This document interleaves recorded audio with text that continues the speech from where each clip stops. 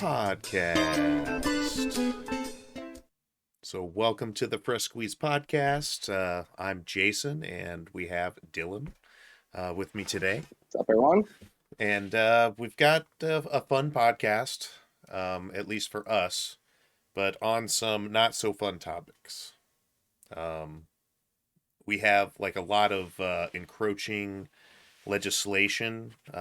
Some of what Dylan's going to be talking about is something that I think really goes a bit hand in hand in just kind of bad policies and things that are actually going to be harming children in like the sense of not giving them the education that they need. But I'll let him go into more detail about that.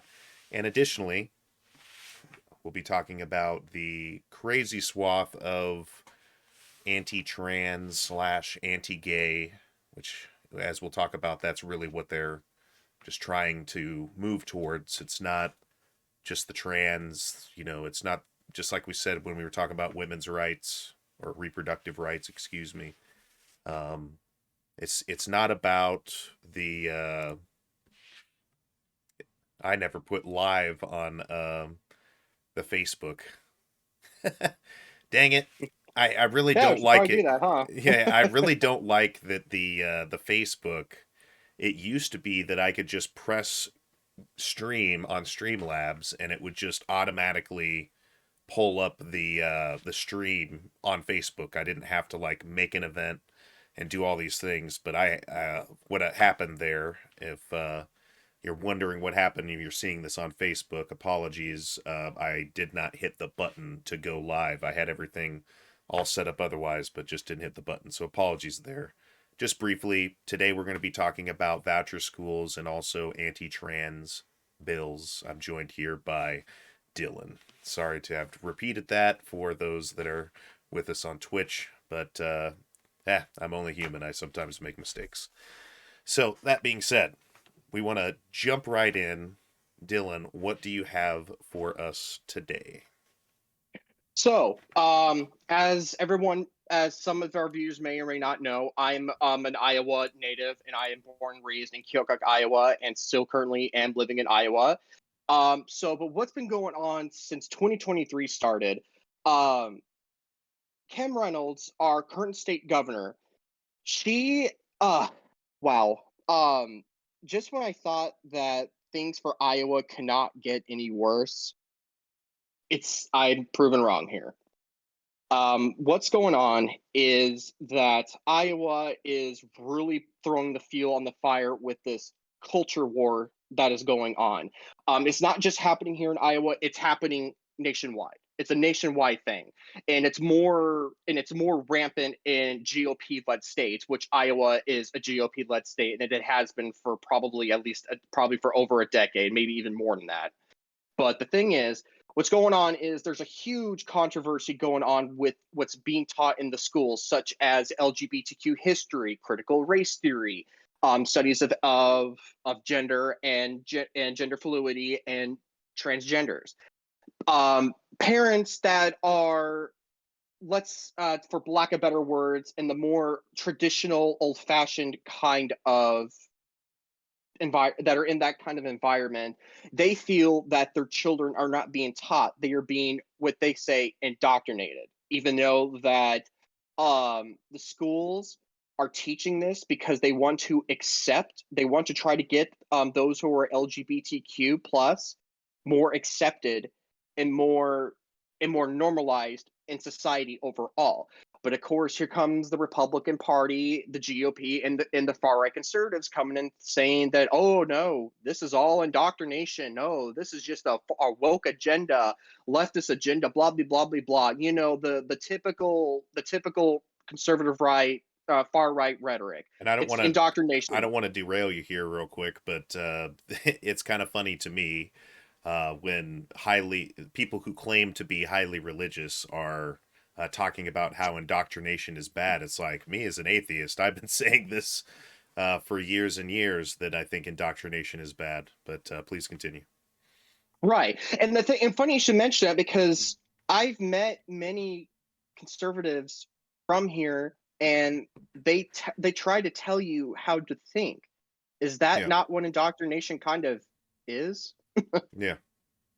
So before I go into that rabbit hole here, so here's the thing that I want to address. So first off, what Kim Reynolds has done is that she wanted to do a private school voucher that is funded by taxpayers' money, as well as siphoning from funding for the public school educational system. And some people, and it sounds like a good idea, but actually why she's doing it and what the effects are gonna do is not good at all. It's not, and it's Almost actually going to make things worse for Iowa. almost a guaranteed Kim Reynolds and Betsy DeVos are friends. Let's just put it that way.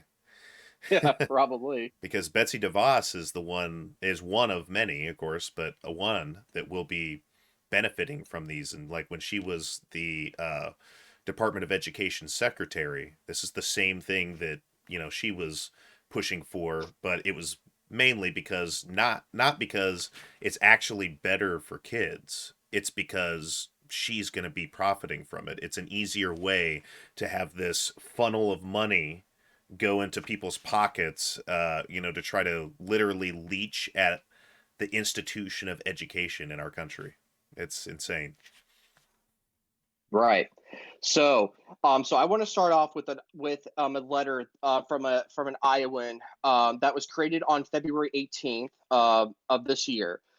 His name is, I believe, is Patrick Kearney, and he wrote a letter to. Like I said, I don't know if it was a letter directly to the Iowa legislation, or if it's kind of like a public letter for all Iowans, and hopefully for the Iowa legislators to see. So here's what he wrote: Dear Iowa. It was 1971 when my parents decided to move to Iowa. They were from Minnesota and Nebraska, respectively. They met in Colorado, and they were living in Kansas at the time. They wanted to raise a family in a state that valued education, and so they chose Iowa. It wasn't really a difficult decision. Education wasn't a partisan issue in Iowa at the time. Republican Governor Robert Ray revamped and expanded funding for public schools during his tenure, and even demanded that Iowa's public employees, including the teachers, be treated better through legislation known as Chapter 20. My parents, a successful banker and a first grade teacher, would never make that same move today. Iowa would now be unrecognizable to my parents. Education is without a doubt the most partisan issue in the state. Iowans clearly have no interest in being a leader in public education. We are at the front end of a teacher shortage that will be devastating to our schools. Don't believe me? Ask an actual teacher what going and coming turnover in their building looks like. Go ahead, ask them. Actually, it's a pretty good idea, Iowa. Talk to a teacher. Instead of reading Facebook pages where you read lies about litter boxes, teachers reading pornography to second graders, the fear of the letters CRT, which if most could not define the spot C and R, that teachers are grooming people, or that the real problem in education is woke teachers. Instead of reading made up stories on social media, talk to actual teachers. Teachers will tell you that the work is hard right now. Class sizes are growing. Students are coming into our rooms with more diverse needs than ever before, and resources are scarce. To add to those concerns, a large segment of our state seems to believe that teachers are dangerous psychopaths who hate America and want to brainwash children. Talk to a teacher. I want my students to come to my room commonly and listen when I give instructions, and play better in tune. I want them to get better a little each day. There's more to it than that, but I'll take that as a start. Talk to a teacher. Education in Iowa is in trouble, and nothing that the governor or our current legislator is doing is going to make it better. I'll make you all a deal. Bookmark this blog. Check back in 2, 3, or 4 years. If governor's current plan for millions of dollars in vouchers to private schools with no accountability, legislation that is hateful to our LGBTQ kids, legislation that forbids conversations around diverse topics, and banning books that the parents are a for a Rudy Tooty America find offensive pays off, and Iowa schools are better off, I'll apologize for everything negative I've said about our governor. Heck, I'll write a check to her campaign for whatever she's running for at that point. The reality is that teachers in Iowa are doing all they can to keep their chins up, but it's getting harder. Iowa legislators are actively making it harder to do the work necessary to help all young people. A local legislator posted a tweet recently where he said he had just met the teachers and they were encouraged by Republican legislation. Fittingly, he was standing alone in an empty parking lot. I'd love to see him name a public educator who is encouraged by what is happening at the state house. Teachers aren't encouraged right now. Lying about it is not going to make this come true. Right. I am begging Iowans to talk to teachers right now. Honestly, it might be too late. I keep assuming that conservatives have a plan for what will happen when no one wants to do work anymore in our state. I keep thinking maybe there's an army of conservatives who want to actually do the work of public education instead of just beating up on it. But as I look around, I don't see that happening. So here we are, Iowa. You haven't listened to teachers in a long time. This may be your last chance to hear our voices and partner with us as we try to return to a time when Iowa could be proud of our public schools. We want to return to a time where Iowans from an entire political spectrum realize that strong public schools are good for everybody. Sincerely, Patrick J. Kearney, teacher. That was good. That right there, that right there. This is a teacher from Iowa who has taught in this state, who's been with the students, who's been in the front lines of this whole issue is speaking. But yet it seems that people of Iowa would rather listen to lobbyists that currently occupy our state legislature, which our state already has low tourism issues, a weak state economy. We're one of the most economically depressed states in the entire nation, and not to mention we have a very bad mental health problem, which was also caused by the legislation. And now they're trying to act like they're trying to fix it, and then they're asking questions like, "Huh, why aren't mental health counselors wanting to counsel in rural areas? Could it be that you literally fucked the whole state mental health system up? And now what's the point when you screwed it up? Because Right. we can't fix anything, that's beyond our control." And this is coming from someone who's a counselor in training. I don't want to counsel in Iowa or anywhere near here. Mental health or anything that involves the brain is not valued. It's not. It's Right. all based on beliefs. That's all they care about. They're no different than the GOP leaders from up in DC. They're really not that different. That's my problem. And I just don't understand how people still think that this how I'm gonna stop there before I get myself pissed. So with that said, there is a blog that is written by that is a community blog that is strictly about the politics that happen in the state of Iowa, called the Bleeding Heartland.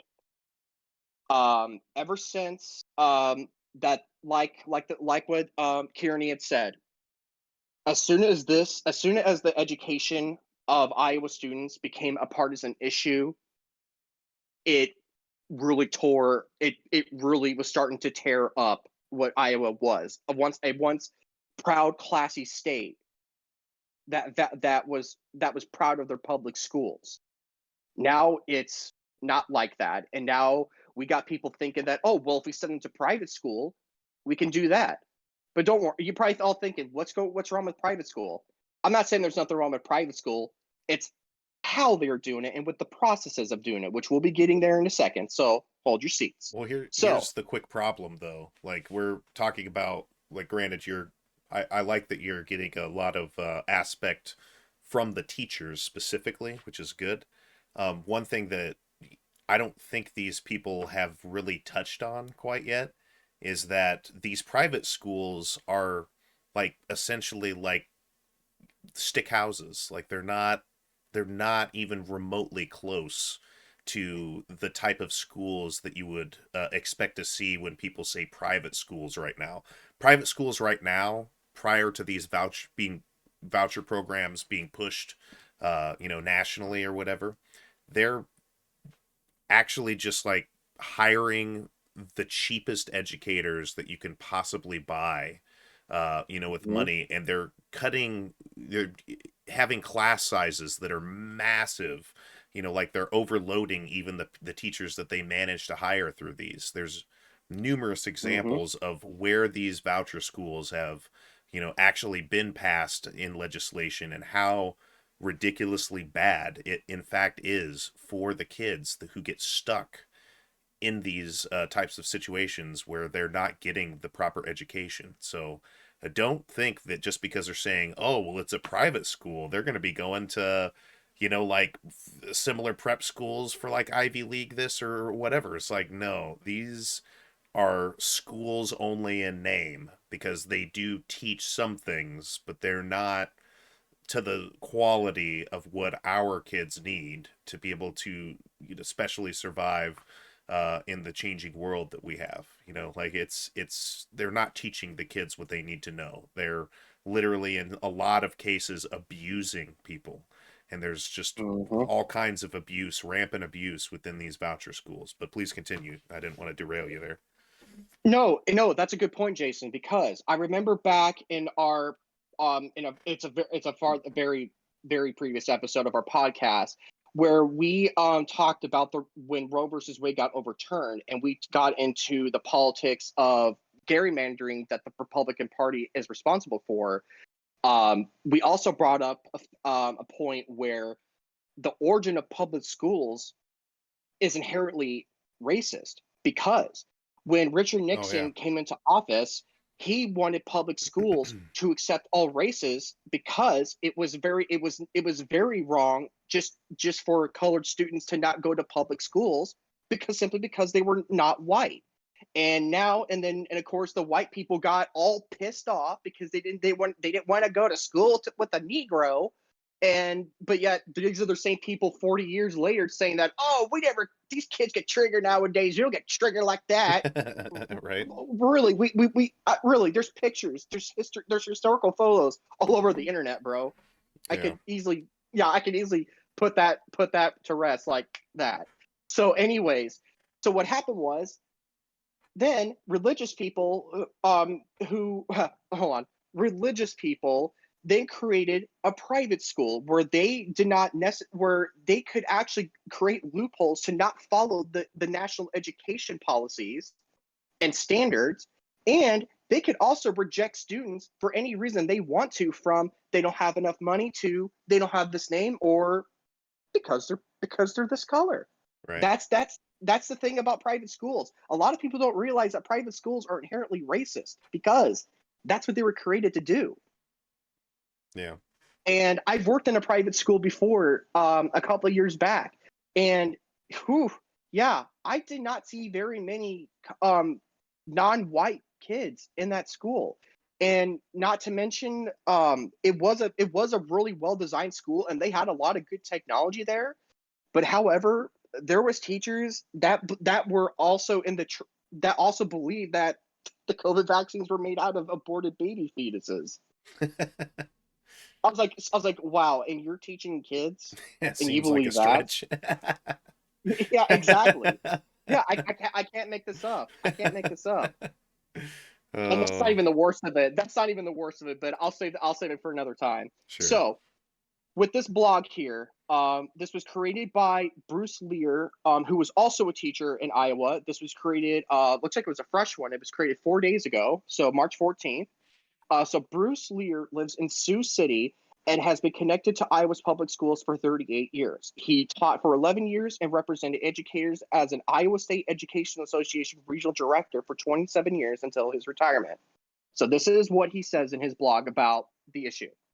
Lately, I have been thinking about why GOP politicians seem committed to shouting at the rain instead of solving real problems. I think the answer might be in a quote from the 1995 movie The American President. Fictional President Andrew Shepard says, "We're a society that has been assigned low priority to education and has looked the other way while our public schools have been decimated. We have serious problems to solve, and we need serious people to solve them."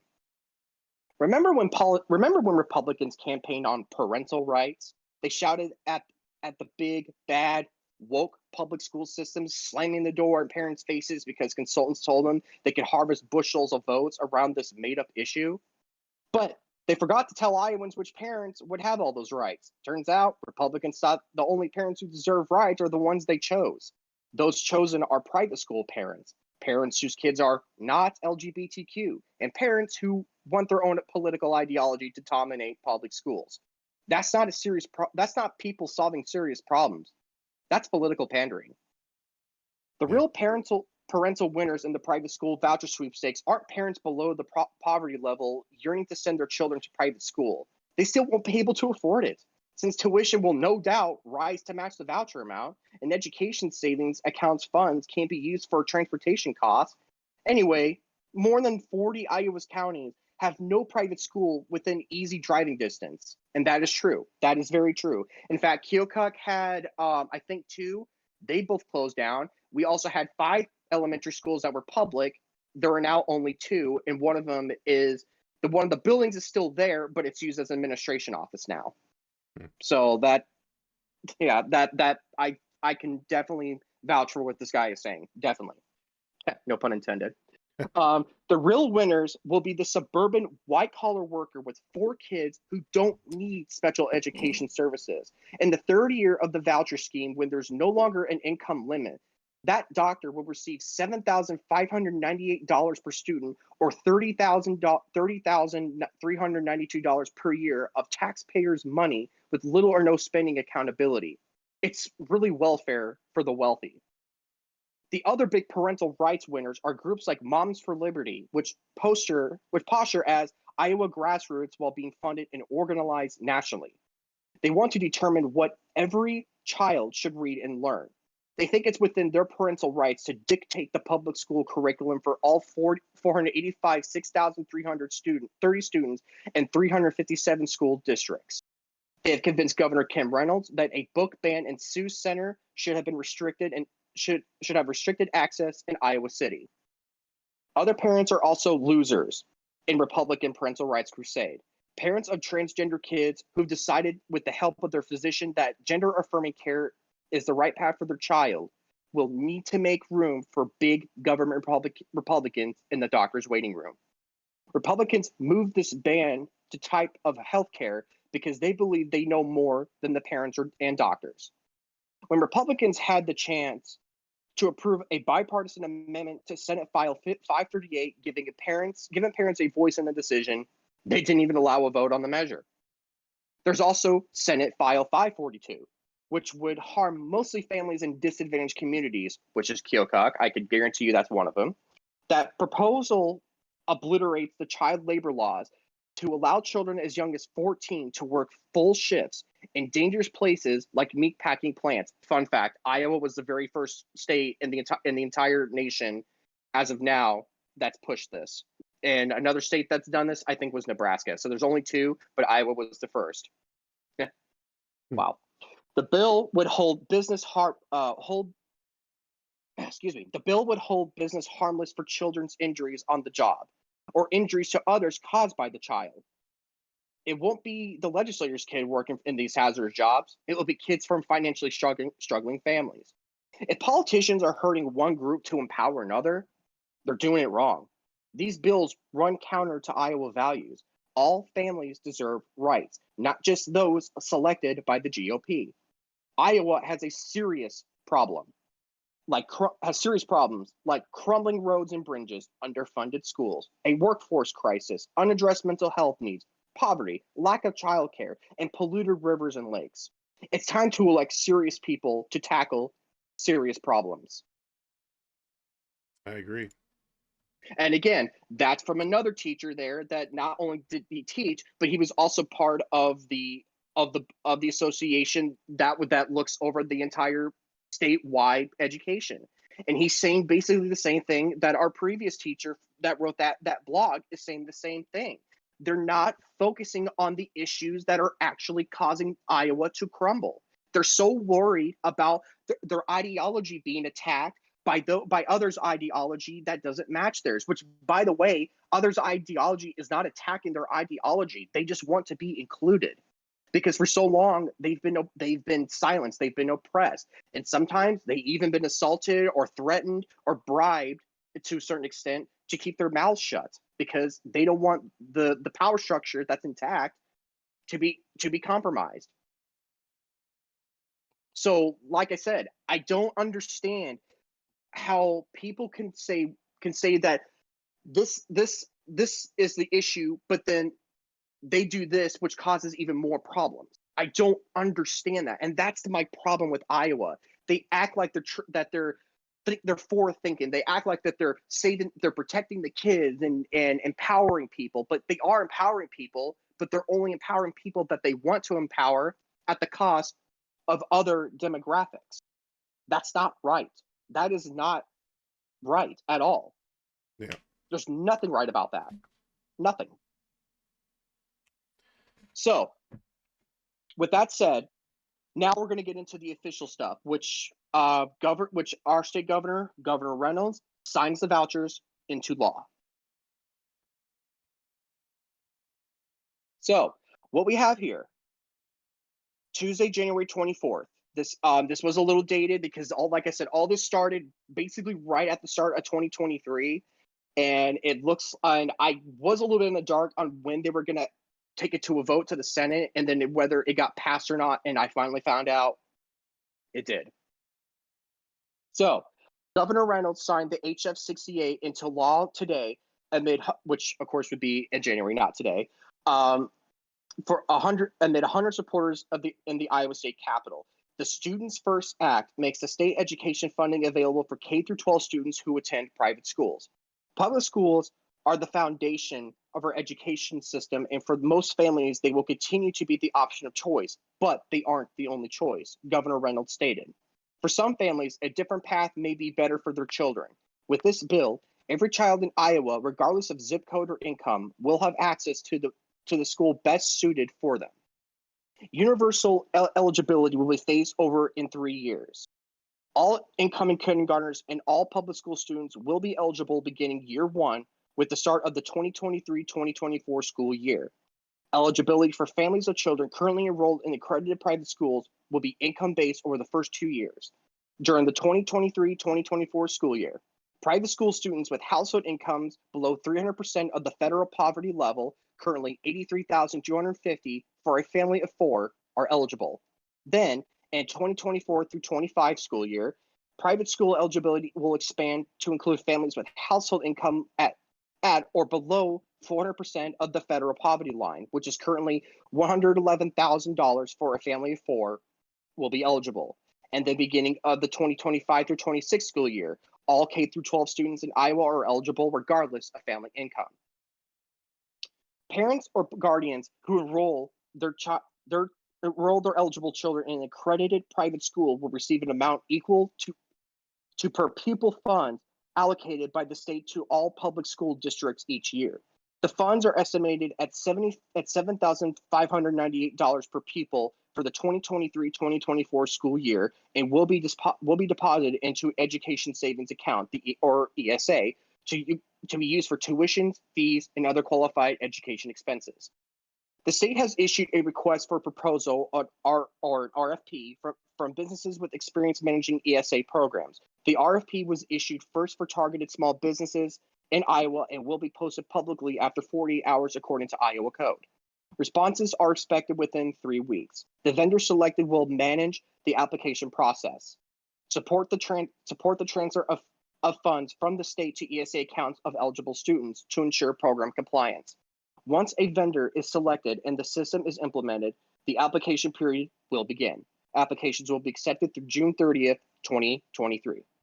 Information is available on the Iowa Department of Education website at educateiowa.gov and will be updated regularly. Families interested in applying for ESAs could sign up to receive notifications when new information is posted on the webpage.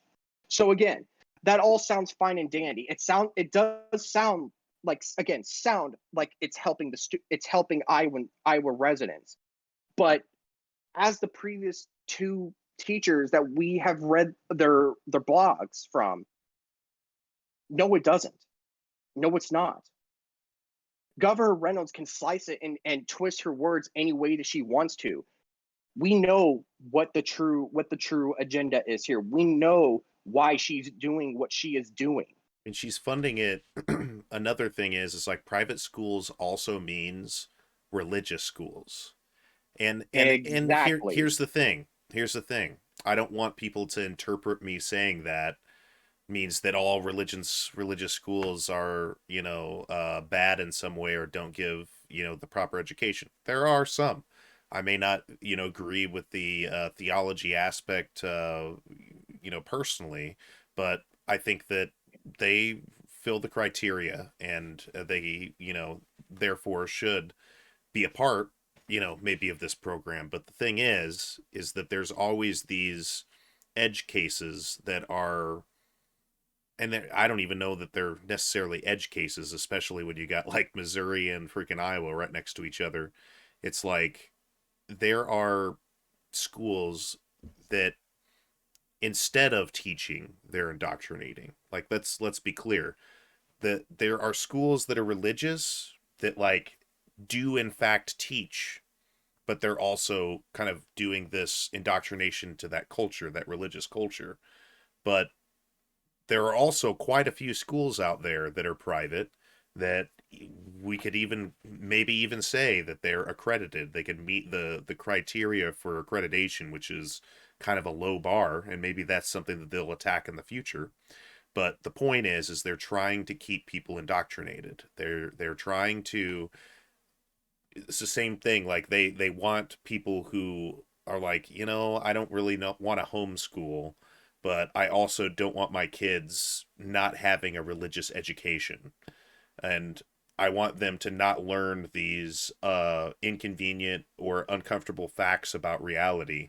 So we need to keep them indoctrinated in these schools so as to, keep them keep them away from the information that's out there. And also, if you keep people to where they're not exposed to these ideas and these um, just facts about reality, then when they do eventually find this out in the world, because that's inevitable unless they, end up being a part of a very close community or whatever. But inevitably, they will always be either afraid of that, and then as Yoda would say, fear turns to turns to hate. But it's true. Like that's a true thing that, came out of, the Star Wars, is that fear and hate, you know, are very closely tied. And I think that's something that we are going to see a lot more of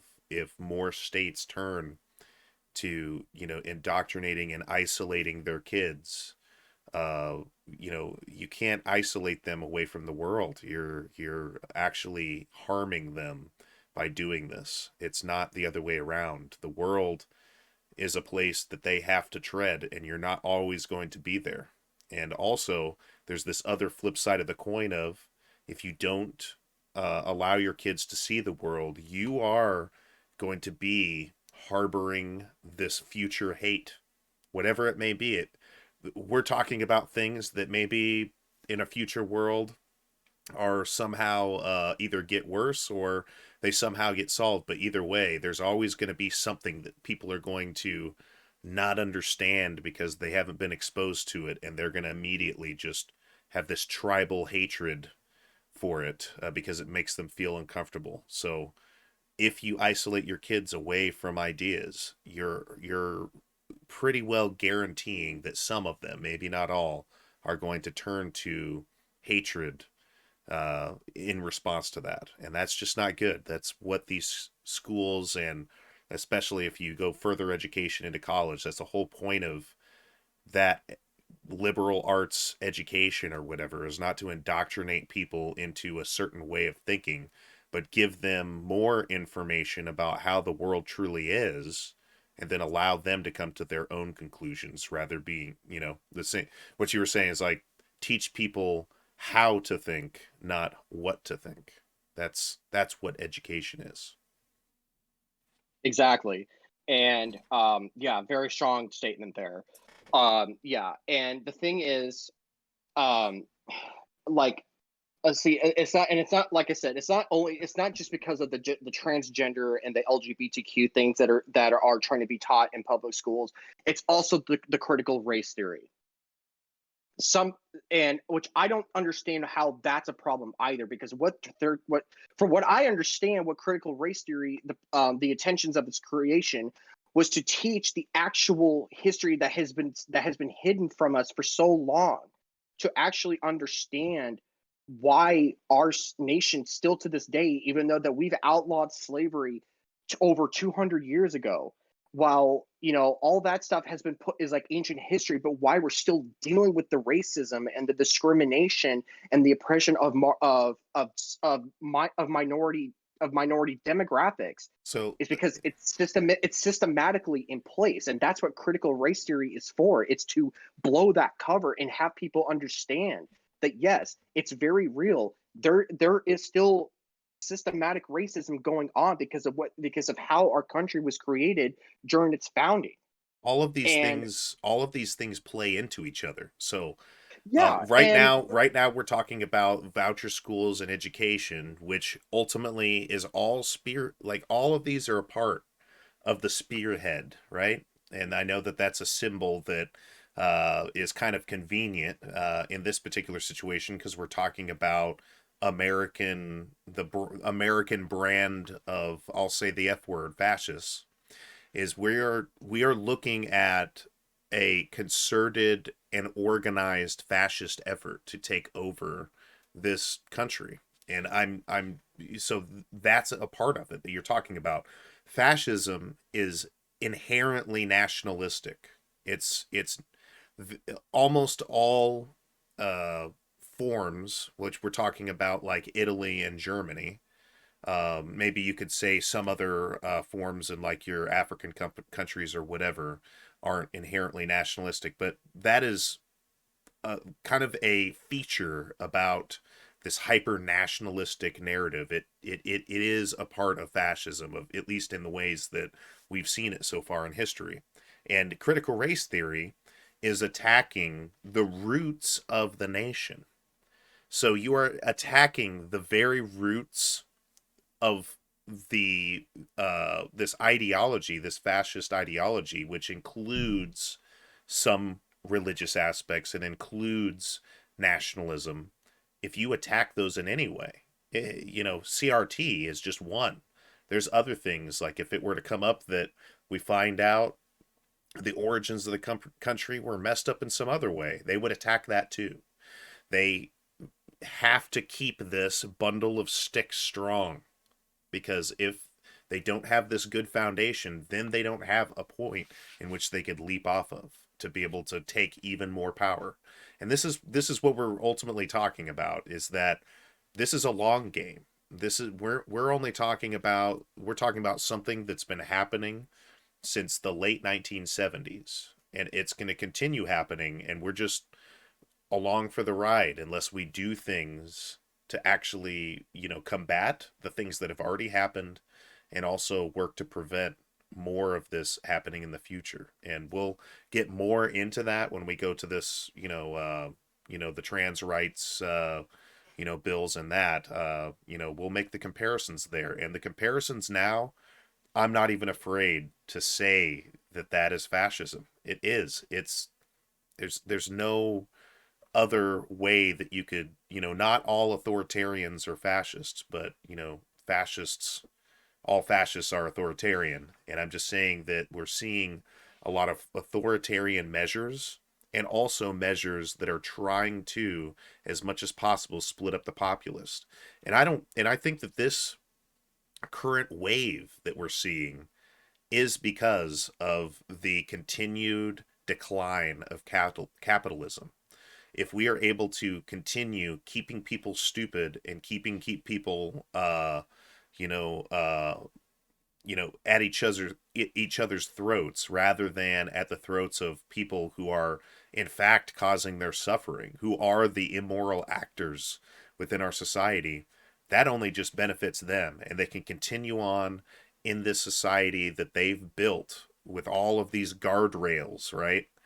That they can continue turning everything and being the ones that profit. So yeah, this is a huge thing. We're not just only ever looking at this from a small aspect. I know why those people are doing that.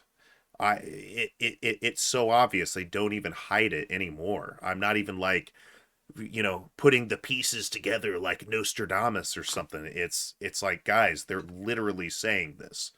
They've been saying it for freaking 30 years. Actually, no, it's been the 1980s, so 40 plus years, 45-ish. They've been saying this openly. It's time for us to call a spade a spade. It is what it is. And if there are, and I've said this in multiple other podcasts, of like, there's some hardcore Republicans, people who say that they're Republicans, that are upset about this. Don't get upset about me. I'm the one that's just making observations and saying, hey, this is bad. You need to be policing your own. You need to be calling these people out for dipping into it's like, hey, Kim, known you for a long time, but you're pulling a fash, dude. You're pulling a fash. You can't be doing this fascist stuff. That's not what Republicans stand for. These are the things that I want to see. Because I could talk to Kim Reynolds till I'm blue in the face.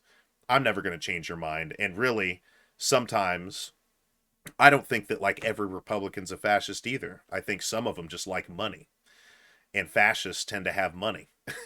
So trust me, this is a very complex and nuanced situation here, and the things that we want to see, like we can complain all day and point out the problems. The things we want to see, I want to see Republicans that actually call these people out for who they are and actually care. It's not some niche issue that we're going to latch onto because we're getting paid to essentially cause the populace to hate each other. That's not what I want to, that, or excuse me, that's what I want to see.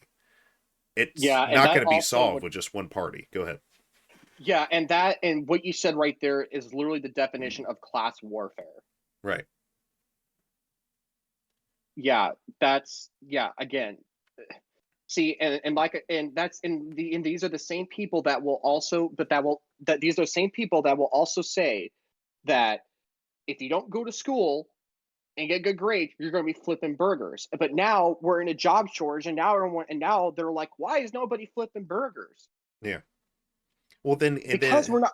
I don't want to get sidetracked, but have you seen now there's post upon post, which a lot of that stuff on Facebook is just kind of propaganda, but it's still good to be aware of it. But anyway, Mhm. it's memes and propaganda. But anyway, Right. like the people getting upset about the McDonald's, the automated McDonald's, and it's like, guys, why are you getting upset that there's an automated McDonald's right now? First off, that's badass. I don't care what anybody says. That is badass because then these just monotonous and silly tasks that humans are engaged in right now, that they just don't need to do that anymore, will allow us to advance as a society and as a human race in general. It's not Yeah, and like it's not like a robot is coming over and like just taking your job or something like that, to be mean or to be manipulative or to try to get you down on your luck or whatever. If you have a problem with that, look at your politicians, because that's the system that they're upholding. They are the establishment. They are the ones protecting those millionaires and billionaires, and saying, do whatever you want. We don't care if people have jobs or not. That is a part of the system and a problem with the system. Am I promoting any other system? Absolutely not. I have my own opinions and I'm not going to share them right here because they're not important. But the important thing is to point out this issue with the current system. It's like, hey, what the fuck are people going to do without a job? Like something politicians have been, should have been, if they were doing their friggin' jobs, saying for well over 15 to 20 years. They should have been talking about this when I was in high school. But they weren't they? They were only talking about innocuous bullshit that nobody gives a crap about or should give a crap about. Racism and freaking tribalism and this and that. They're just wasting everybody's time and money instead of talking about this problem of what the hell are people going to do without a job. If I'm a truck driver right now today, man, what are you going to do in five? Well, it's going to start in 5 years. What are you going to do in 5 years? How about 10 years? Do you think you can even have a job in truck driving in 20, 25 years? I'm telling you, buddy, no, you're not. You won't have a job. Maybe you'll maintenance the trucks somehow. Like maybe that's where the path goes, and that's fine. But like actually driving the truck, not every truck driver is a mechanic. I'm just saying. I know Mm. I know a few truck drivers that are mechanics. I know a few truck drivers that ain't. They just drive a truck. So it's like you have to not point your upsetness or try if you're upset about that concept, pointing your finger at a robot or a freaking AI program that is able to recognize objects on a road and steer a truck and stop it so it doesn't hit things, that's not where you should be directing your anger. You should be going to your politicians. All these people that get pissed about that, uh, enough of them. I'm not going to put a number on it, but enough of them that it's surprising will also, in the same friggin' breath, talk about how much of a waste of time it is to vote. It's like, wow, dude. Like, yeah, you are the reason that it's a waste of that it can be considered a waste of time. It's supposed to be a group effort. So yeah, if there's like a huge group of people, which there are, less than half people vote. So it's like if there's this large number of people who just don't vote, then what does that do? That makes everybody else's vote count for maybe a little bit more, but it's also shrunk. You know what I mean? So like the only reason Republicans right now have any say in anything is because of this huge group of people who actually disagree with Republicans who just don't vote. So that means that since we have a smaller representation of people who are anti Republican values, or whatever you want to call it, anti Republican politics, that don't vote, that means that Republicans have more of a say. Their vote counts for more. It's just ridiculous. Got to do things. You can't just complain about shit and sit around. And then when something comes around, it's like, oh man, they shut down all the coal mines. I guess the only thing I can do is be an IT person.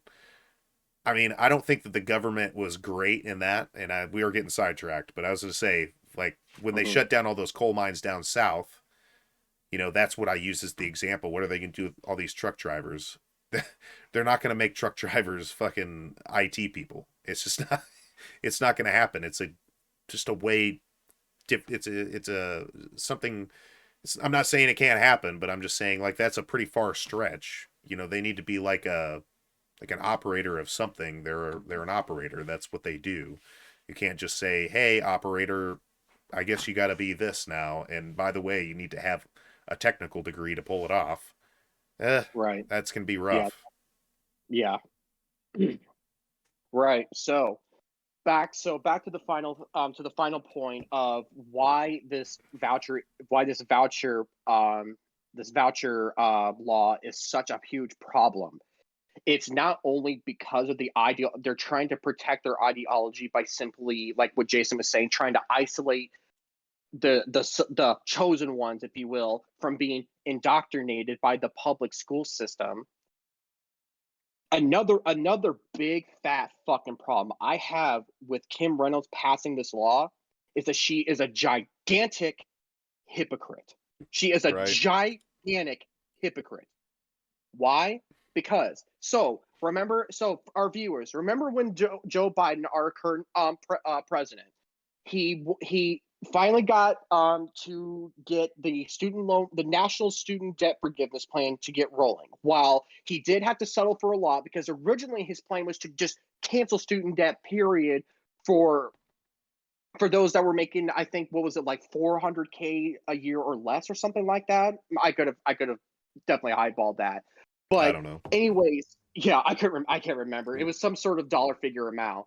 But what happened was, not only was it the Republicans that deny this, but so did the Democratic Party, which really was that really just made me just made me do this the whole time. Like, Right.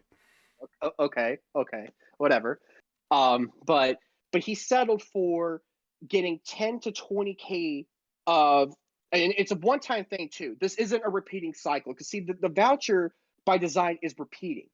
This student loan for this partial student loan debt forgiveness that Biden proposed was only a one-time thing. It was for in response to the COVID-19 pandemic because Yeah. a lot of college students, including myself, and I was a college student. I was just graduating from my undergrad when the pandemic happened. I can personally tell you from my experience, I got fucked bad. Here's what happened. My graduation was almost canceled completely, but then a lot of Culver parents got super pissed at the president for trying to of our school of our college was trying to be like, oh well, we could do reunion in 2025.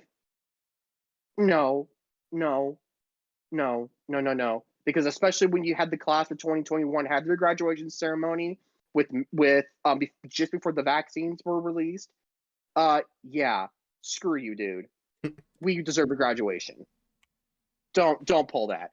Number two, a lot of us seniors had internships planned for our careers because like for me for a psychology major, you need to have an internship that involves psychology. I never got to do my internship because there was the COVID restrictions and the guidelines. We couldn't be around each other, so that got canceled.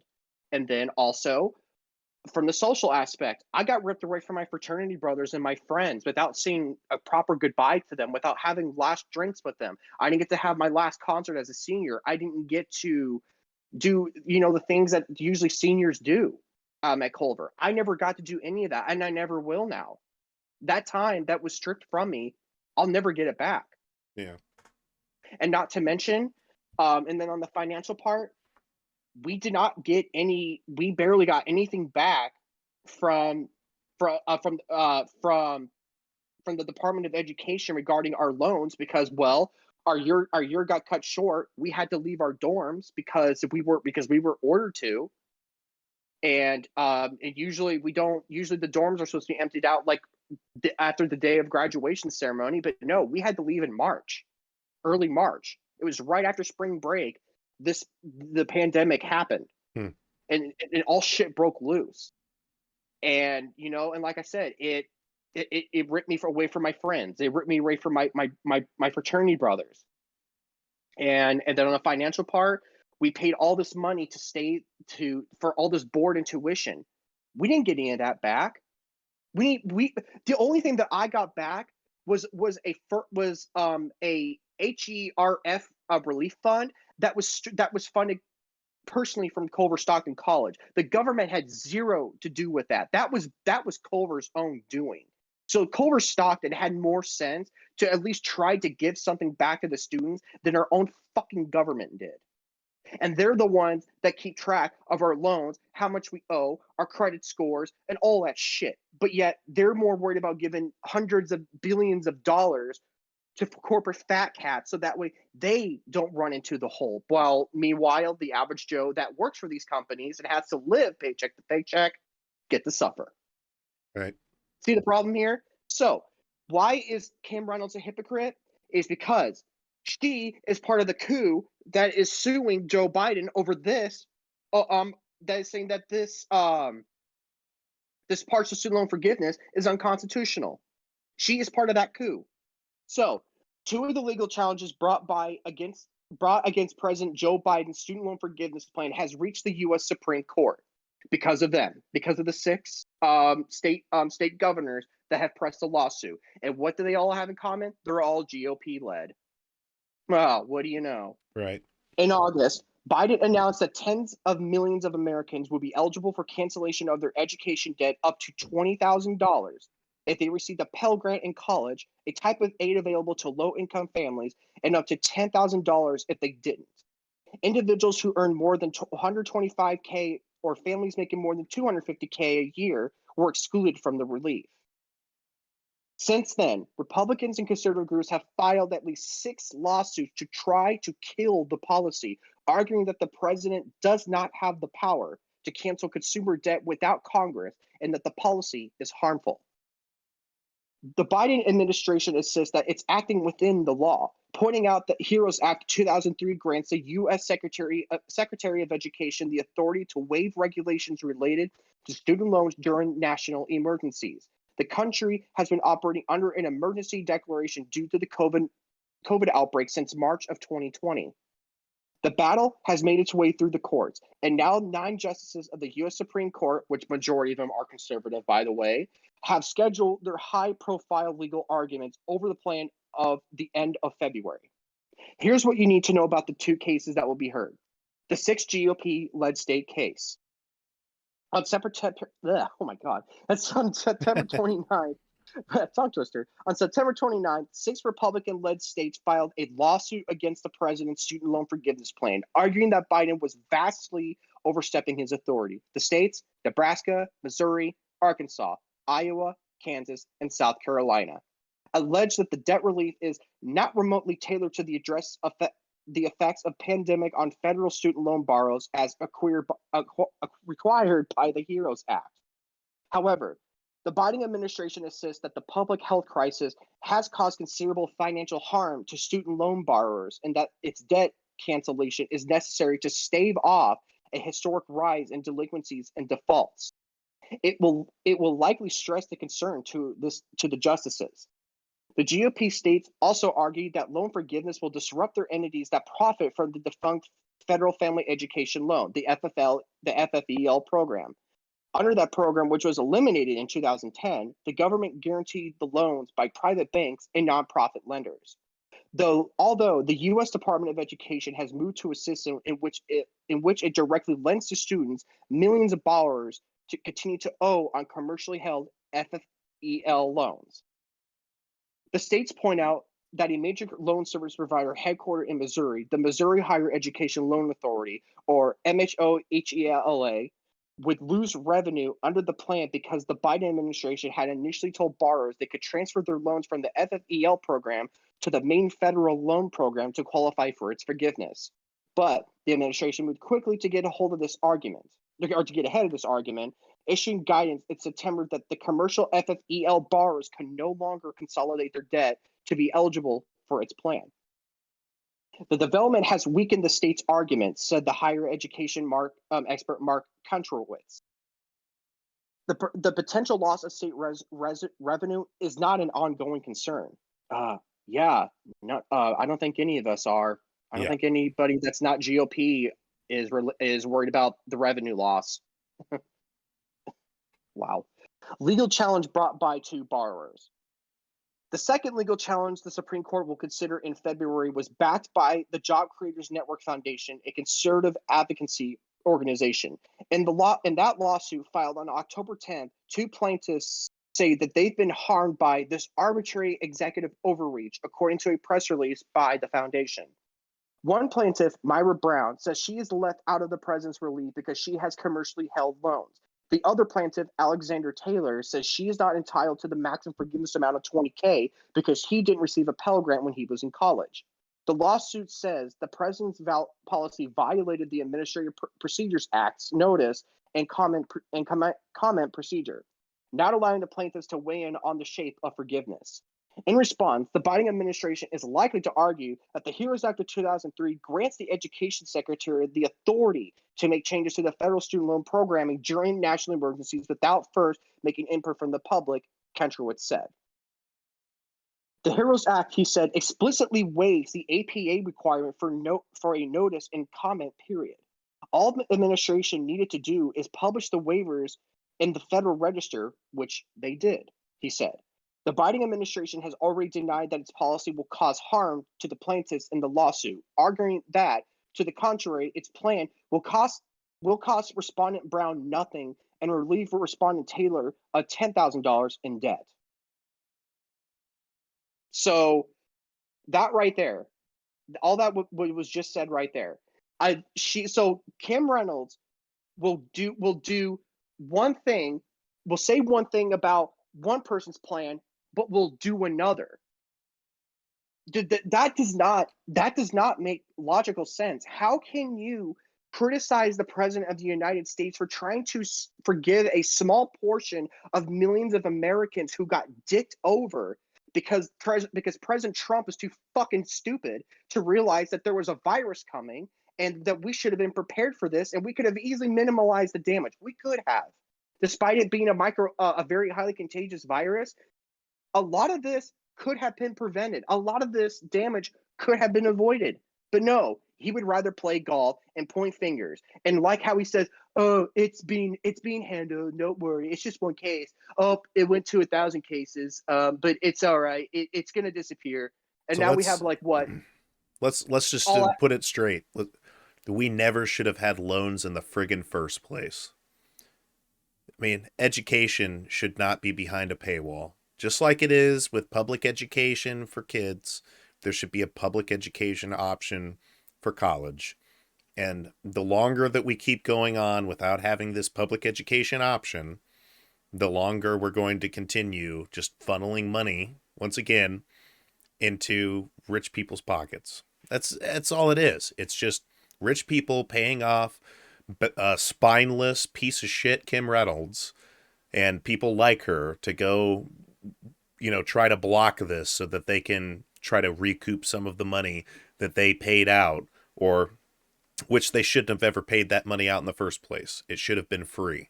We should have had free education when my parents were going to school. Period. But do you know what? Maybe there might have been an incentive to continue throwing money into the military industrial complex to say, well, you can have a free education if you serve in the military, right?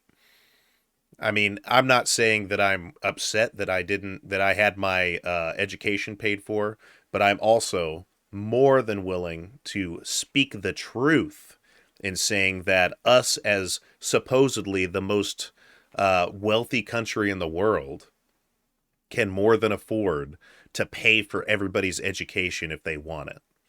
It shouldn't have to be forced or mandated if people don't want to go to college, but we should not be paying for it. We never should have got those friggin' loans in the first place, and therefore we never should have even having this conversation. It's a waste of our time in the fucking first place for us to have to deal with this. And there's like, the more you look back into history, it's like there's a lot of these things that were passed, prior to when I was alive, when we're talking about this alive. But it's like, you look back and you're like, wow, why the hell did they do that? Oh, because people are greedy. They want money and they want to try to push their ideology down people's throats. Like the same people who are upset about woke culture, quote unquote, being shoved down their kids' throats are also shoving their own ideology down other people's throats. I'm not even saying like Mhm. and first off, I'm not even saying that there is woke culture being shoved down people's throats, but like even if that were true, it's like, well, you're doing the same freaking thing. Yeah, So you're doing this. like, Yeah, they're doing the yeah. same exact freaking thing, and So they have been for a long time. I'm just like getting a bit burnt out on people being hypocrites. I mean, it's just like, look at yourself in the mirror before you open your mouth. Like, you just really need to do this. So we're going to do a transition. We're transitioning. I was trying to do it at the hour mark. We're 6 minutes late, but that's okay. And for this first thing here, I really want to read this entire Smithsonian Mag article talking about Germany, because there are a lot of while they are different in a lot of ways, they are also very, very, there's a lot of similarities. Let's just put it that way. Um, Let me look here. I thought that I had the article linked here. Let me find it again. Um, do you have any final thoughts on the voucher thing while I'm trying to find this article here? So, and just in conclusion, um, again, it sounds like at first that this would help students, but they're not helping students. They're helping protecting their ideology from being challenged. They're worried about their values being attacked because other people are trying to be included within society so that way they can quit feeling like that they're going to get attacked or raped or sexually assaulted or threatened online just because they're gay or they're this or they're that. They just want to be accepted. They don't, and you know what? And guess what?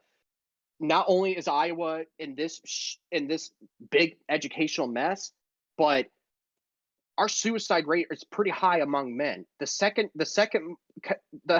highest cause of death in men in Iowa is by suicide, and we have a mental health issue too. That kind of plays in together.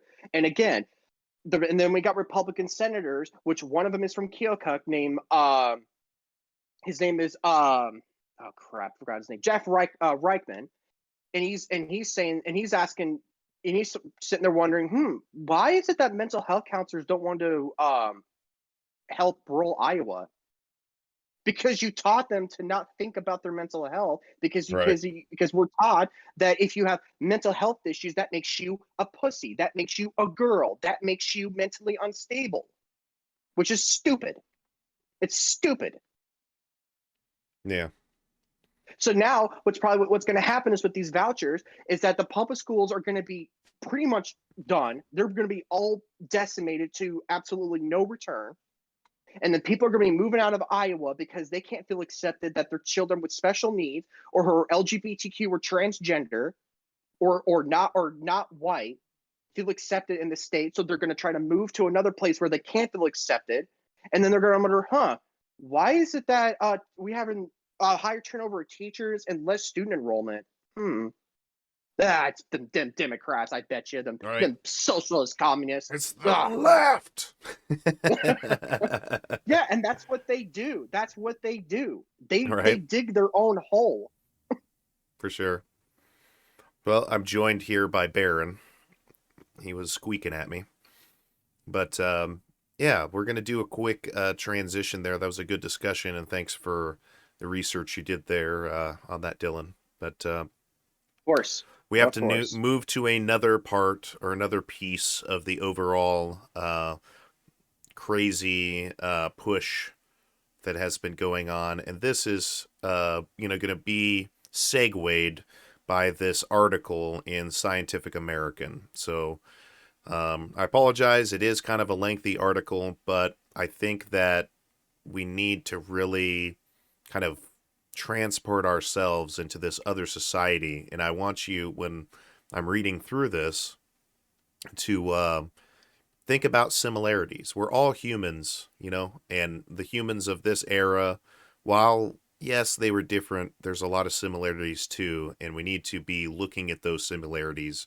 And that's really the usefulness of history. So, this article is entitled The Forgotten History of the World's First Trans Clinic. The Institute for Sexual Research in Berlin would be a century old if it hadn't fallen victim to Nazi ideology. Late one night on the cusp of the 20th century, Magnus Hirschfeld, a young doctor, found a soldier on the doorstep of his practice in Germany. Distraught and agitated, the man had come to confess himself as Erning, a word used to refer to homosexual men. It explained the cover of darkness. To speak such things was dangerous business. The infamous paragraph 175 of the German Criminal Code made homosexuality illegal. A man so accused could be stripped of his ranks and titles and thrown in jail. Hirschfeld understood the soldier's plight. He was himself both homosexual and Jewish. I was just thinking when I first read this, I was like, wow, that in Germany is like a bad combination there, bud. But that's who people are, right? I'm just saying, like, certain demographics make it so that you have a little bit harder time in life, unfortunately. Um, and he did his best to comfort his patient, but the soldier had already made up his mind. It was the eve of his wedding, an event he could not face. Shortly after, he shot himself. The soldier bequeathed his private papers to Hirschfeld along with a letter. The thought that you could contribute to a future when the German fatherland will think of us in more just terms, he wrote, sweetens the hour of death. Hirschfeld would forever be haunted by this needless loss. The soldier called himself a curse fit only to die because the expectations of heterosexual norms reinforced by marriage and law made no room for his kind. These heartbreaking stories, Hirschfeld wrote in The Sexual History of the World War, bring before us the whole tragedy in Germany. What fatherland did they have, and for what freedom were they fighting?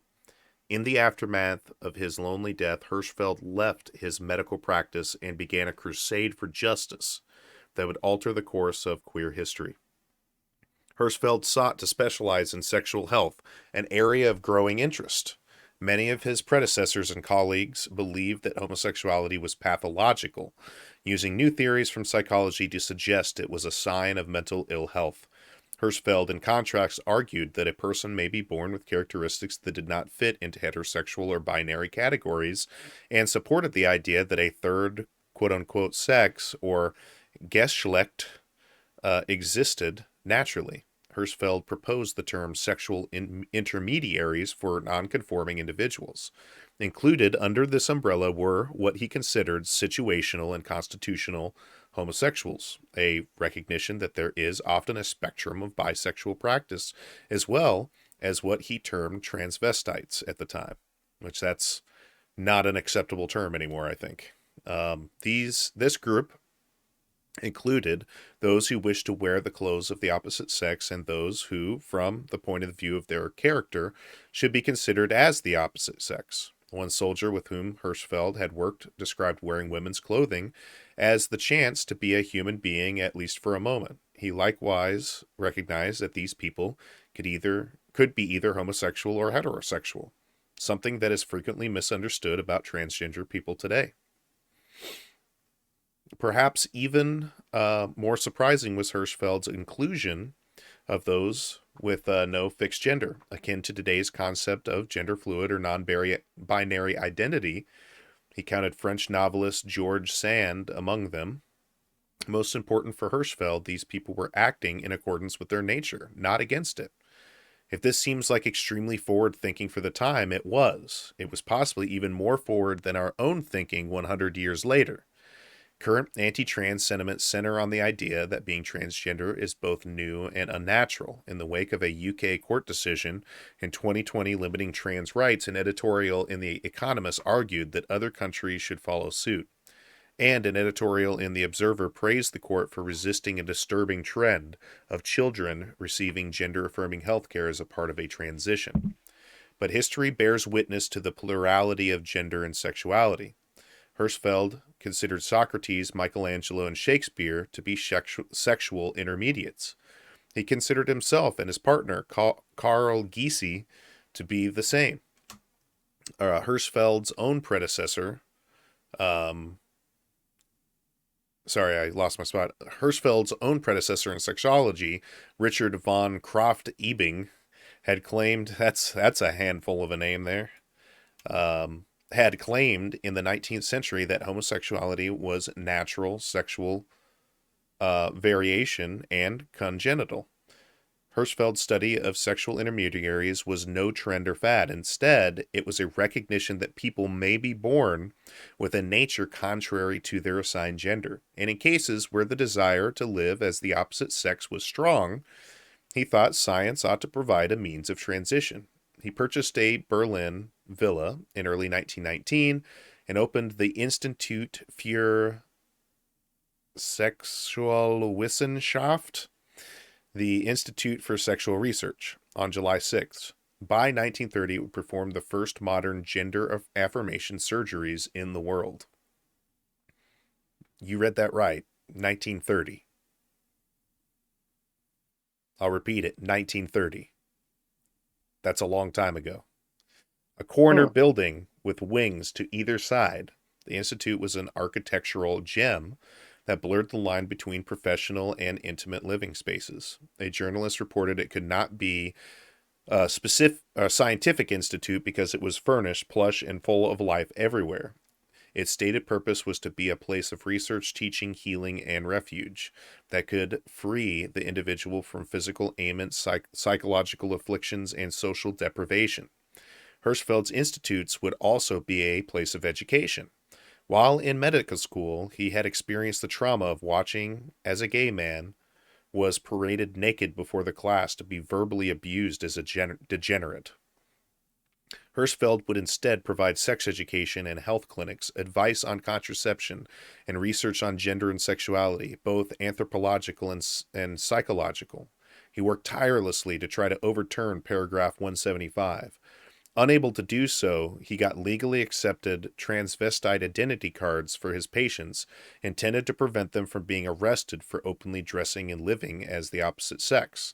The grounds also included rooms for offices given over to feminist activists, as well as printing house or as a printing house for sex reform journals meant to dispel myths about sexuality. Love, Hirschfeld said, is as varied as people are. The Institute would ultimately house an immense library on sexuality gathered over many years and including rare books and diagrams and protocols for male to female surgical transition. In addition to psychiatrists for therapy, he had hired Ludwig Levy Lenz, a gynecologist. Together with surgeon Erwin Gorbant, they performed male to female surgery called Genitolumwandlung, literally transformation of genitals. This occurred in stages: castration, penectomy, and vaginoplasty. The Institute treated only trans women at this time. Female to male phalloplasty would not be practiced until the late 1940s. Patients would also be prescribed hormone therapy, allowing them to grow natural breasts and softer features. Their groundbreaking studies, meticulously documented, drew international attention. Legal rights and recognition did not immediately follow, however. After surgery, some trans women had difficulty getting work to support themselves, and as a result, 5 were employed at the Institute itself. In this way, Hirschfeld sought to provide a safe space for those whose altered bodies differed from the gender they were assigned at birth, including, at times, protection from the law. That such an institute existed as early as 1919, recognizing the plurality of gender identity and offering support, comes as a surprise to many. It should have been the bedrock in which we built a bolder future, or in which to build a bolder future. But as the Institute celebrated its first decade, the Nazi Party was already on the rise. By 1932, it was the largest political party in Germany, growing its numbers through a nationalism. Remember, we talked about that. That targeted the immigrant, the disabled, and the genetically unfit. Weakened by economic crisis and without a majority, the Weimar Republic collapsed. Adolf Hitler was named Chancellor on January 30th, 1933, and enacted policies to rid Germany of, I'm not going to mess that up there, lives unworthy of living. What began as a sterilization program ultimately led to the extermination of millions of Jews, Roma, Soviet, and Polish citizens, and homosexuals and transgender people. When the Nazis came for the Institute on May 6, 1933, Hirschfeld was out of the country. Gysi fled with what little he could. Troops swarmed the building, carrying off a bronze bust of Hirschfeld and all his precious books, which they piled in the street. This is the famous book burning. This is the one that people, when they look in the history books, they see them burning books. This is the one. And all his precious books, which they piled on the street. Soon, a tower-like bonfire engulfed more than 20,000 books, some of them rare copies that had helped provide a historiography for nonconforming people. This actually is history repeated. You know, remember Yeah. the libraries that were burned at the start of Christianity. Just saying. The carnage flickered over German newsreels. It was among the first and largest of the Nazi book burnings. Nazi youth, students, and soldiers participated in the destruction, while voiceovers of the footage declared that the German state had committed the the intellectual garbage of the past to the flames. The collection was irreplaceable. Levi Lenz, who, like Hirschfeld, was Jewish, fled Germany, but in a dark twist, his collaborator, Gorbant, with whom had performed supportive operations, joined the Luftwaffe as chief medical advisor and later contributed to grim experiments in the Dachau concentration camp. Hirschfeld's likeness would be reproduced on Nazi propaganda as the worst kind of offender, both Jewish and homosexual, to the perfect heteronormative Aryan race. In the immediate aftermath of the Nazi raid, Gysi joined Hirschfeld and his protege, Li Xiu Tong, as a medical student in Paris. The three would continue living together as partners and colleagues with hopes of rebuilding the institute until the growing threat of Nazi occupation in Paris required them to flee to Nice. Hirschfeld died of a sudden stroke in 1935 while still on the run. Gysi died of suicide in 1938. Tong abandoned his hopes of opening an institute in Hong Kong for a life of obscurity abroad. Over time, their stories have resurfaced in popular culture. In 2015, for instance, the Institute was a major plot point in the second season of the television show Transparent, and one of Hirschfeld's patients, Libby Elbe, was the protagonist of the film The Danish Girl. Notably, the doctor's name never appears in the novel that inspired the movie, and despite these few exceptions, of the history of Hirschfeld's clinic has been effectively erased. So effectively, in fact, that although the Nazi newsreel still exists and the pictures of the burning library are often reproduced, few know they feature the world's first trans clinic. Even that iconic image has been decontextualized, a nameless tragedy. The Nazi ideal has been based on white, cisgender, and heterosexual masculinity masquerading as genetic superiority. Any who strayed were considered as depraved, immoral, and worthy of total eradication. What began as a project of protecting German youth, save the children, right? Yet another constant argument that is made over history to justify disgusting things. Continuing on, protecting German youth and raising healthy families had become, under Hitler, a mechanism for genocide. A note for the future. The future doesn't always guarantee progress, even as time moves forward, and the story of the Institute for Sexual Research sounds a warning for our present moment. Current legislation, and indeed calls even to separate trans children from supporting parents, bear a striking resemblance to those terrible campaigns against so labeled aberrant lives. Studies have shown that supportive hormone therapy accessed at an early age lowers rates of suicide among trans youth. But there are those who reject the evidence that trans identity is something you can be born with. Evolutionary biologist Richard Dawkins was recently stripped of his Humanist of the Year award for comments comparing trans people to Rachel Dolezal, a civil rights activist who posed as a black woman, as though gender transition were a kind of duplicity.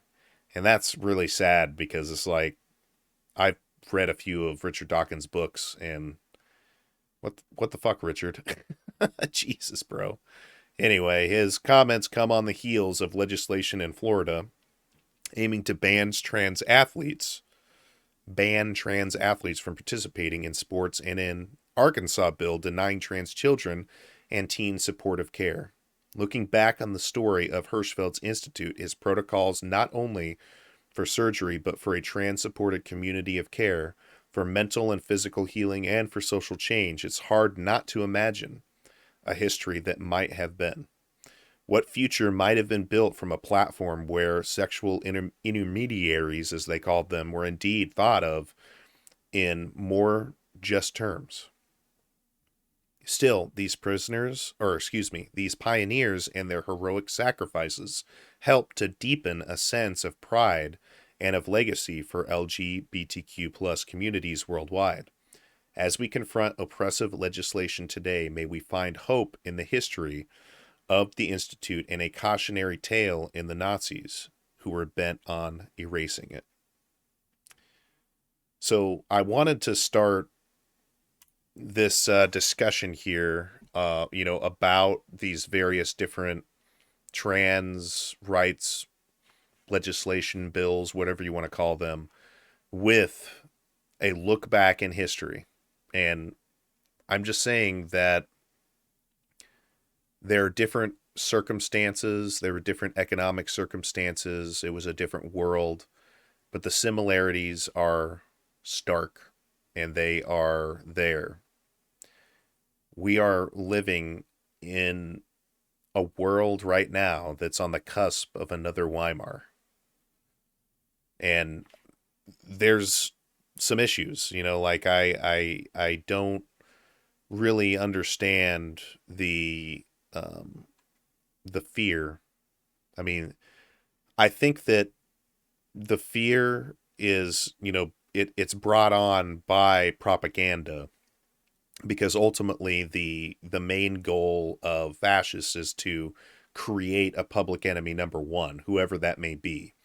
And when we're talking about people who really look at the world as a competition or a way to win, they're going to target the people who are easiest to target first. They're going to work to try to use those people who are easy to target as a foothold. And that's really what we're seeing, is they're using trans and gay rights as a foothold to attack people and use their biases to pretty much, come to a political power. So I have this from MSNBC that's talking about all of these anti-trans bills that are being released here, and we'll most certainly want to maybe make a comment here and there as we're watching this, but let's give this a look here real quick. Slate of anti-trans bills passed in states across the country. Tennessee and Mississippi both passed bills that ban gender-affirming care for minors. At least 15 more bills attacking trans rights and the rights of lesbian, gay, and bisexual Americans were introduced this week, and 24 more anti-trans bills moved through state legislatures as well. These bills target health care, bathroom access, the ability for trans kids to play sports, ID laws, and same-sex marriage. Now, up until recently, most of the rhetoric coming from conservatives has focused on apparent concern for children, fear that children are rushing into or even being pushed into gender-affirming care. But now, state legislatures are coming for adult health care, too. This week, Oklahoma's House Republicans approved a bill that would prohibit any facility that receives public funds from providing gender-affirming care to anyone of any age. The bill would also block insurance from covering gender-affirming care. A sister bill would make it a felony for any physician in Oklahoma to provide gender-affirming care for anyone younger than 26. Yet another bill in Tennessee would block Medicaid from covering gender-affirming care as well. Sorry, I was muted there for a second. So one thing that I wanted to mention is that I have somewhat closely watched, definitely more lately than I have over the previous years, but a public figure by the name of Jordan Peterson. And this Jordan Peterson, he is a psychologist. And I remember when he was first coming out and talking about his stance on gender affirming surgeries, that he was only talking about it from the perspective of children.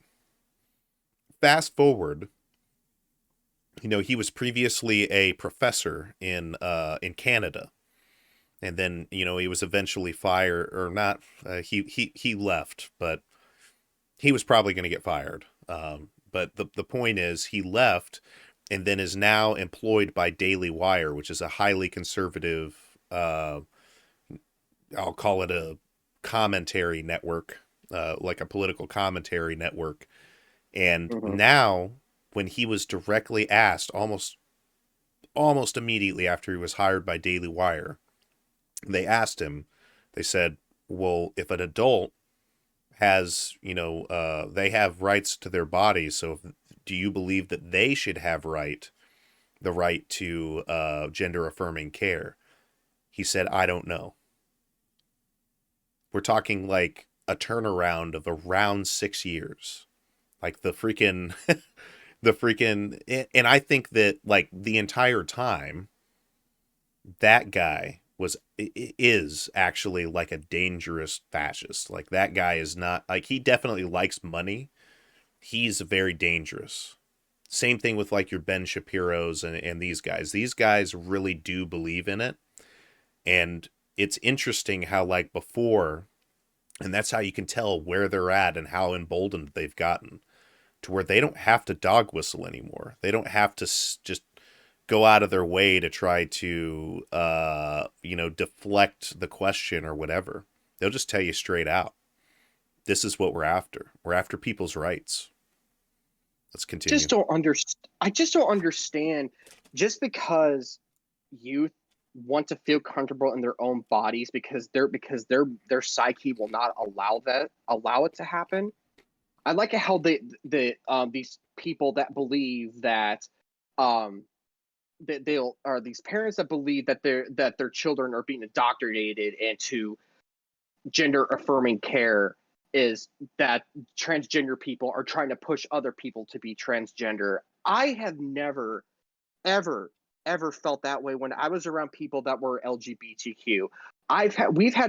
In my fraternity, we've had a very good portion of our brotherhood that was LGBTQ. Yeah. And even my big is somebody that's a higher grade than you, and they're kind of like your mentor, your big brother kind of way. My big was very openly gay, very very pro LGBTQ. He was a law major, and I think he currently lives in Chicago, if I'm not mistaken. I haven't talked to him in forever. I lost contact with him. I'm trying to establish contact with him so I can see him again. But anyways, he was for drag queens. He's met many drag queens in his time, and not to mention my grandbig, I believe is drag, or he's non-binary, one of the two. And not once, and I feel like that I was being indoctrinated or having my beliefs attacked. Did I feel that my beliefs are being challenged? Yes, but however, he made me actually think about it. Though he didn't just want me to just believe, had the same values as him just because it's his. Right. That's what conservatives want. They want you to not think about why you should have the same values as them because they think it's right.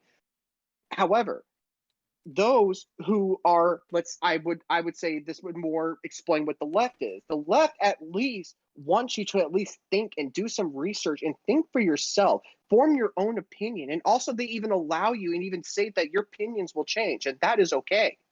That's how you learn. If you keep one opinion and keep it in stone forever, you're not going to learn anything. Right.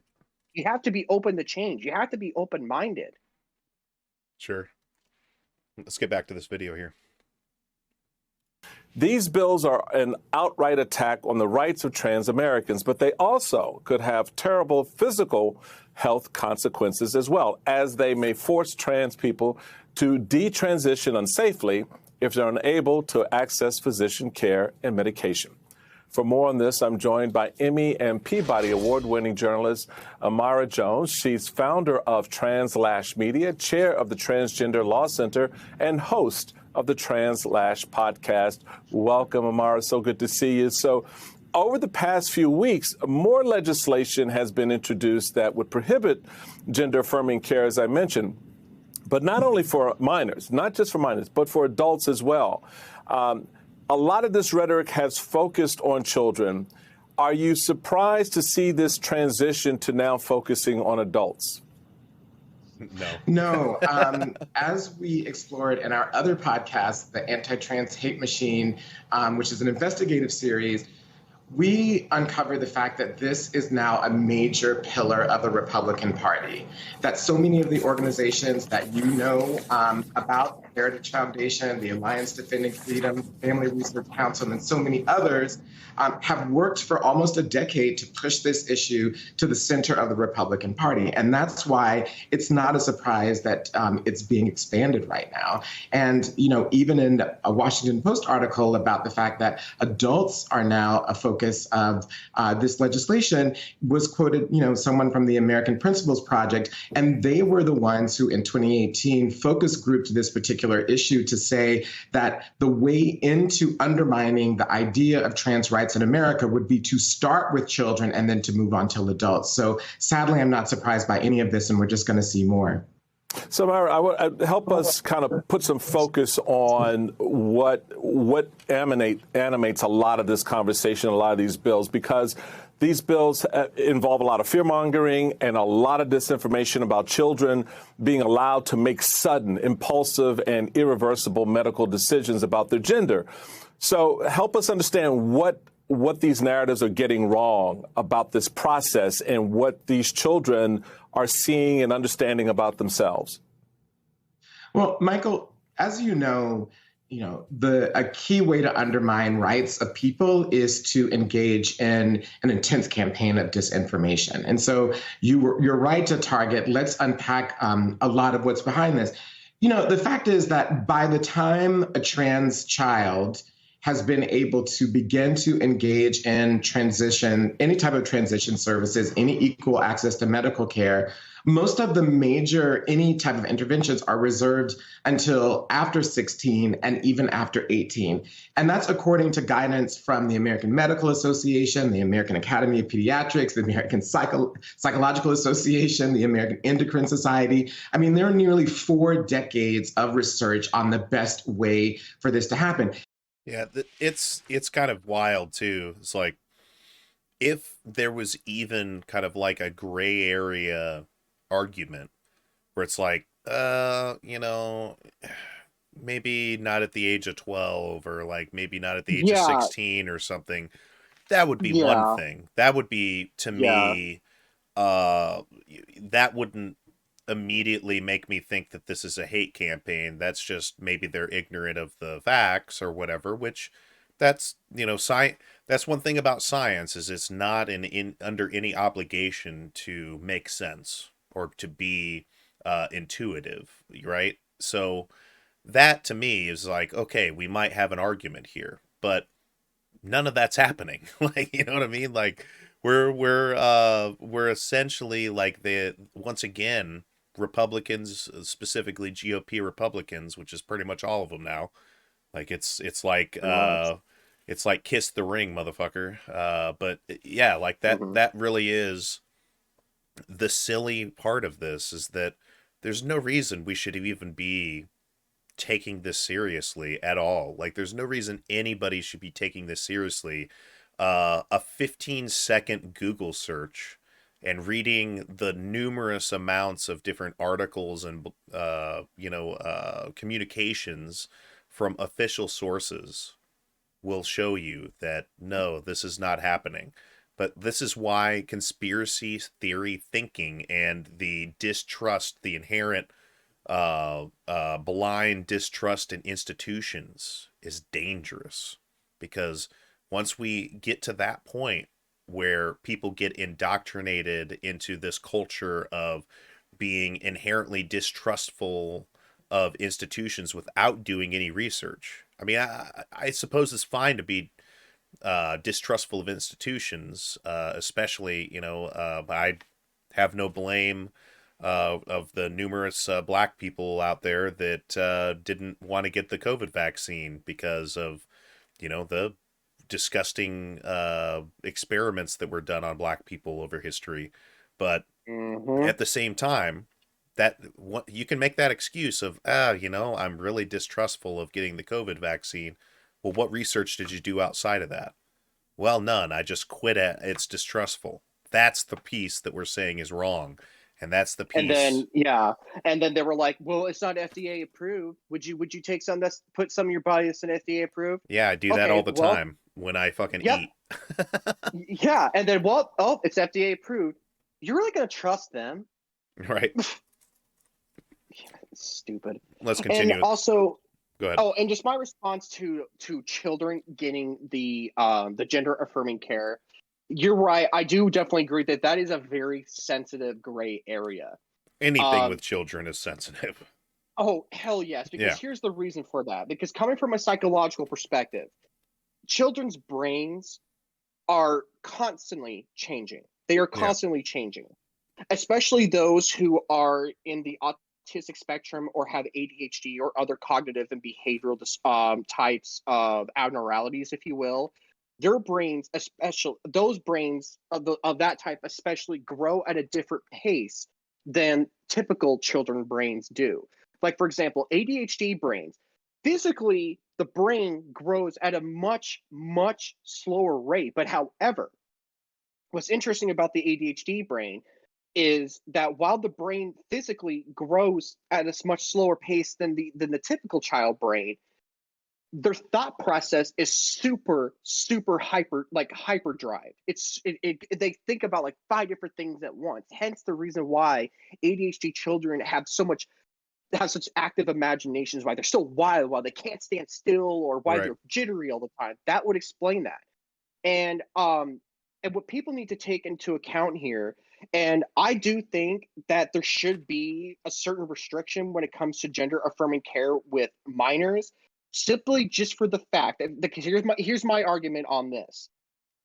There should be restrictions on this, yes, because number one, they are a minor.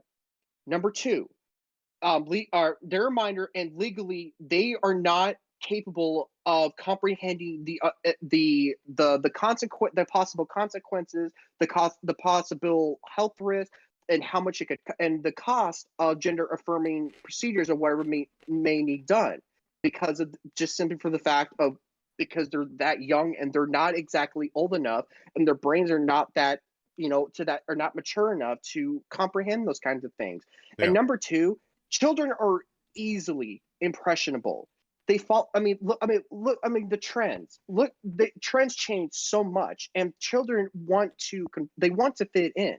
They conform. That's just how they are. That's how they are. Yeah. And the thing is, It's an um, evolutionary necessity. exactly. And see, and some kids may take this transgender trend and may do it just to do it for a trend when they truly don't feel that way. And Right. I'm not saying that all children do this. I'm not saying that many children do this. What I'm saying is there are those that will do it for clout. Just to put it bluntly, they will do this kind of shit for clout. And that kind of thing is not it's very harmful to kids, because if they truly did not need it, not only is that going to do harm on the child, but that's also wasting resources that the facilities had that could have been used on somebody that actually truly had gender dysmorphia. Right. So that right there, I mean, I would agree to an extent that there should be some restrictions when it comes to minors.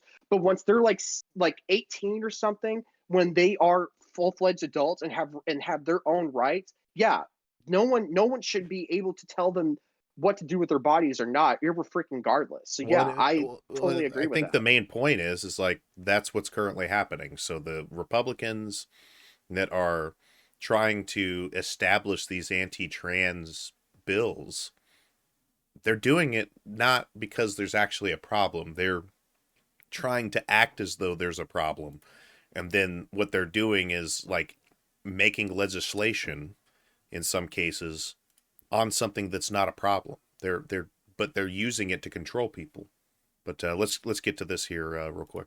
And just like in abortion, the fact is that what's happening is that what they want to do is to insert the government in a conversation that is between parents and doctors and therapists and a child. And only when there's a consensus is there a movement towards any type of engagement in these services in the later teenage years at a beginning, and no surgeries until well after that. So, I mean, this is disinformation, and it is disinformation designed to create doubt, and that doubt then it makes way for fear that can be exploited both for religiously, ideological, and political purposes, and that's what's going on here.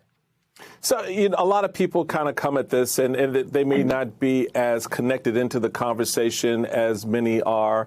And they may see this as something, nothing more than just limitation of bathroom use or just some restrictions for genderqueer kids. Can you speak about the true impact that these bills are having, not just in terms of access to medical care, but the emotional and mental and developmental sides of this conversation that oftentimes gets lost? So I know that most people don't understand us, but the bottom line is that transness is real. There are 4 decades of research and even longer, ever since recorded history of humankind, we've been recorded where our brains and our bodies are out of alignment. And what happens through a process of self-discovery and a lot of work and then help from others, including medical professionals, if people choose it, that disalignment gets aligned. And so what will happen and what does happen when that process is disrupted by government or legislators who don't understand us is that suicides increase, that self-harm increases, self-marginalization increases. And we know from experience that in addition to the individual self-harm, that this is harming families. What we're doing through these bills is creating political refugees in the United States, where the parents of trans kids all across the country have to determine where and how they can flee to other places in the United States in order to protect their children. That's the impact of these bills. The impact of these bills is highly harmful personally. Exactly. It is highly harmful on families, and it is highly harmful to the fabric that holds our communities and our society together. Amara Jones, I appreciate you coming and bringing some knowledge. Thank you so much. So yeah, we told you all. We told you.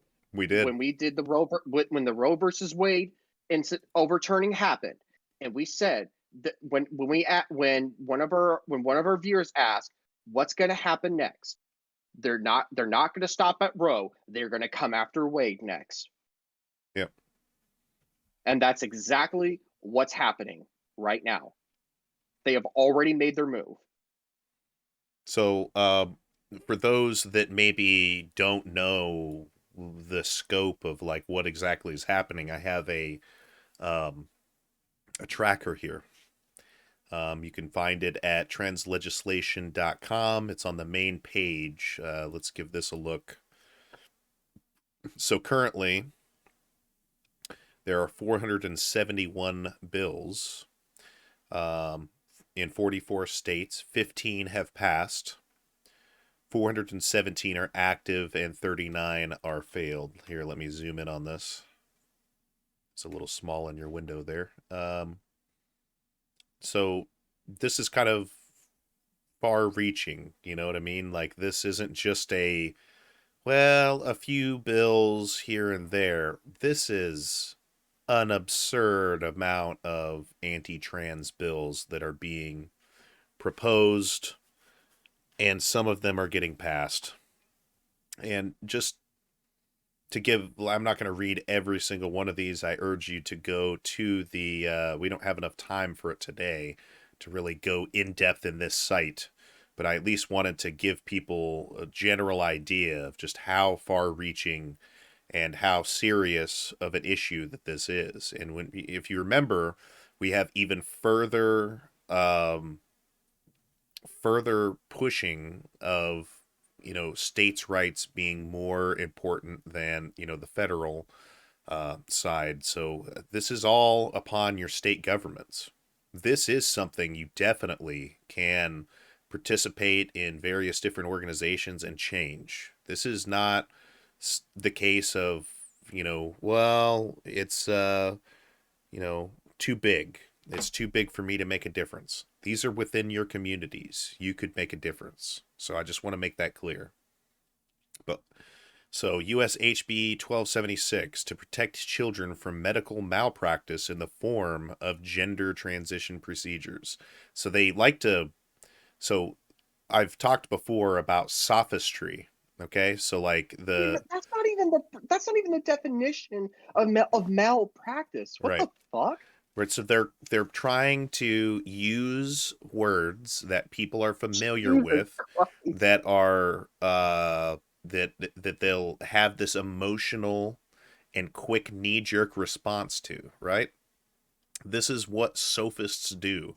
Sophistry is the act of taking the weakness of the way, either the language, the weakness of language, and then applying that to legislation, or bills, or laws.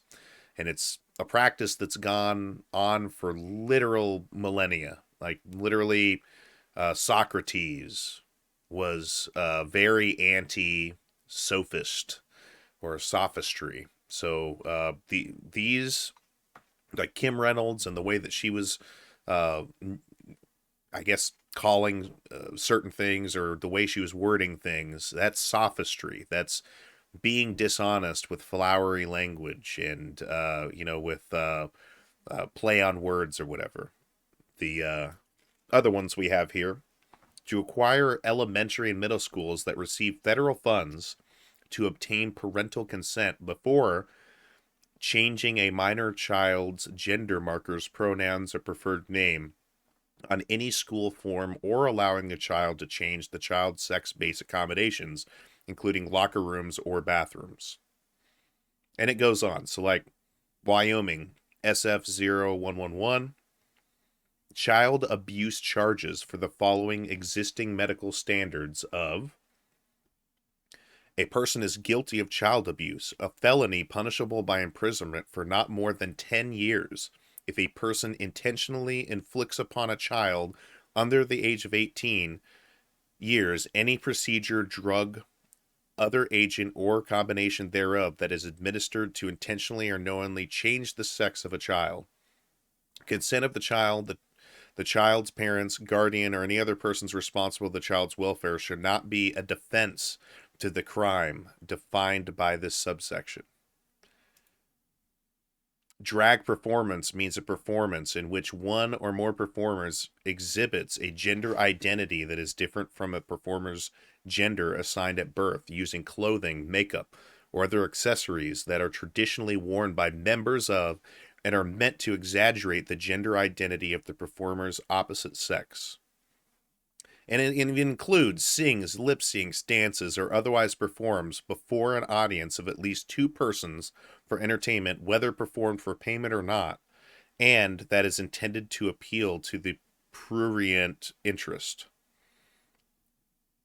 So, yeah, drag performances. And by the way, I just had to look up the textbook definition of malpractice, and according to what I have found, malpractice is improper, illegal, or negligent professional activity or treatment, especially by a medical practitioner, lawyer, or public official.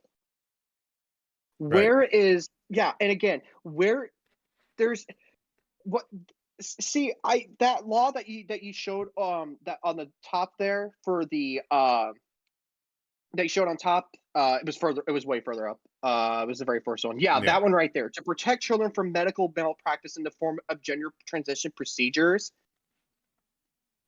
No, that's not malpractice. Malpractice is if you do a procedure wrong, and which in consequence causes harm to the patient or client. That is malpractice. They Yeah. are not even using that word by definition correctly. Yeah. I mean, are we surprised?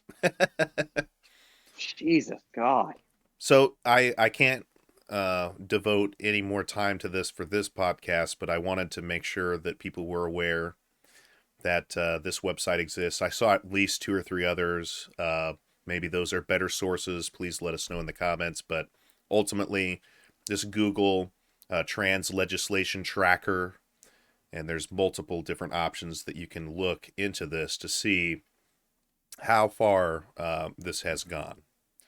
So I wanted to, just because, and I have to make sure that I do a proper segue here. Like, I think that pretty well everybody that knows me to beyond a very basic or surface level extent knows that I am an atheist.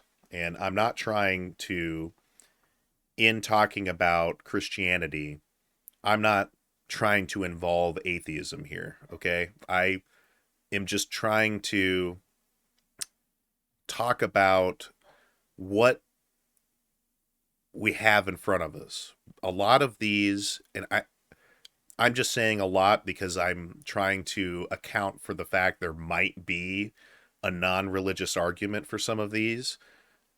I haven't seen it, but ultimately there really is just the main argument that's being made is almost exclusively religious and almost exclusively Christian.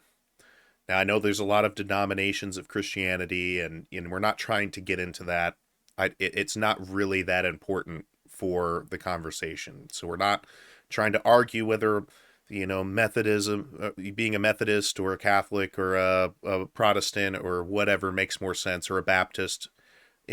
That really does not make too much of a difference. We're not trying to point fingers at one certain sect or anything like that. We're just saying, when we're looking at this from a national level, the main arguments that are being made are based upon religious arguments, or like from a religious perspective. They're using Bible verses, they're using cultural references that reference back to Christianity. And this, when we were talking about in our deep squeeze nearly a month ago or whatever in MK Ultra, this also is something that was instilled in the media sphere very heavily. This highly religious wording and the traditional household, these types of things. So I just wanted to caveat, if you're Christian, and there are plenty of them out there that are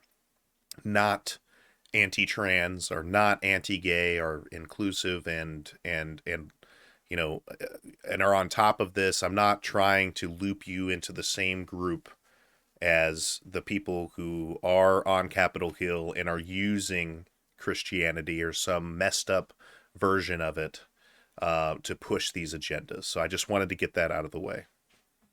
But this first thing that I wanted to do, or I guess it's not the first thing, what I wanted to move on to is 2 main arguments from Christians, because once again, I'm not a Christian, for and against homosexuality, which is really where the root of this is. It's, like we would say again, if these, I'll make the prediction again, if these trans bills go through, the next thing that they're going after is homosexuality, right? Trans is, once again, a subset of the LGBTQ community. That's one of the smallest subsets of this community. They're just going after them first because they're currently the easiest to attack. But trust when I say they will next go after gay people, okay? Bi people, whatever you want to, the various different forms of homosexuality. That's where they're trying to go. They want everybody to be controlled, have a traditional family, and they don't want anybody stepping outside of that.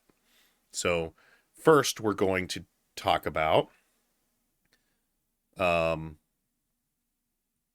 let's see here.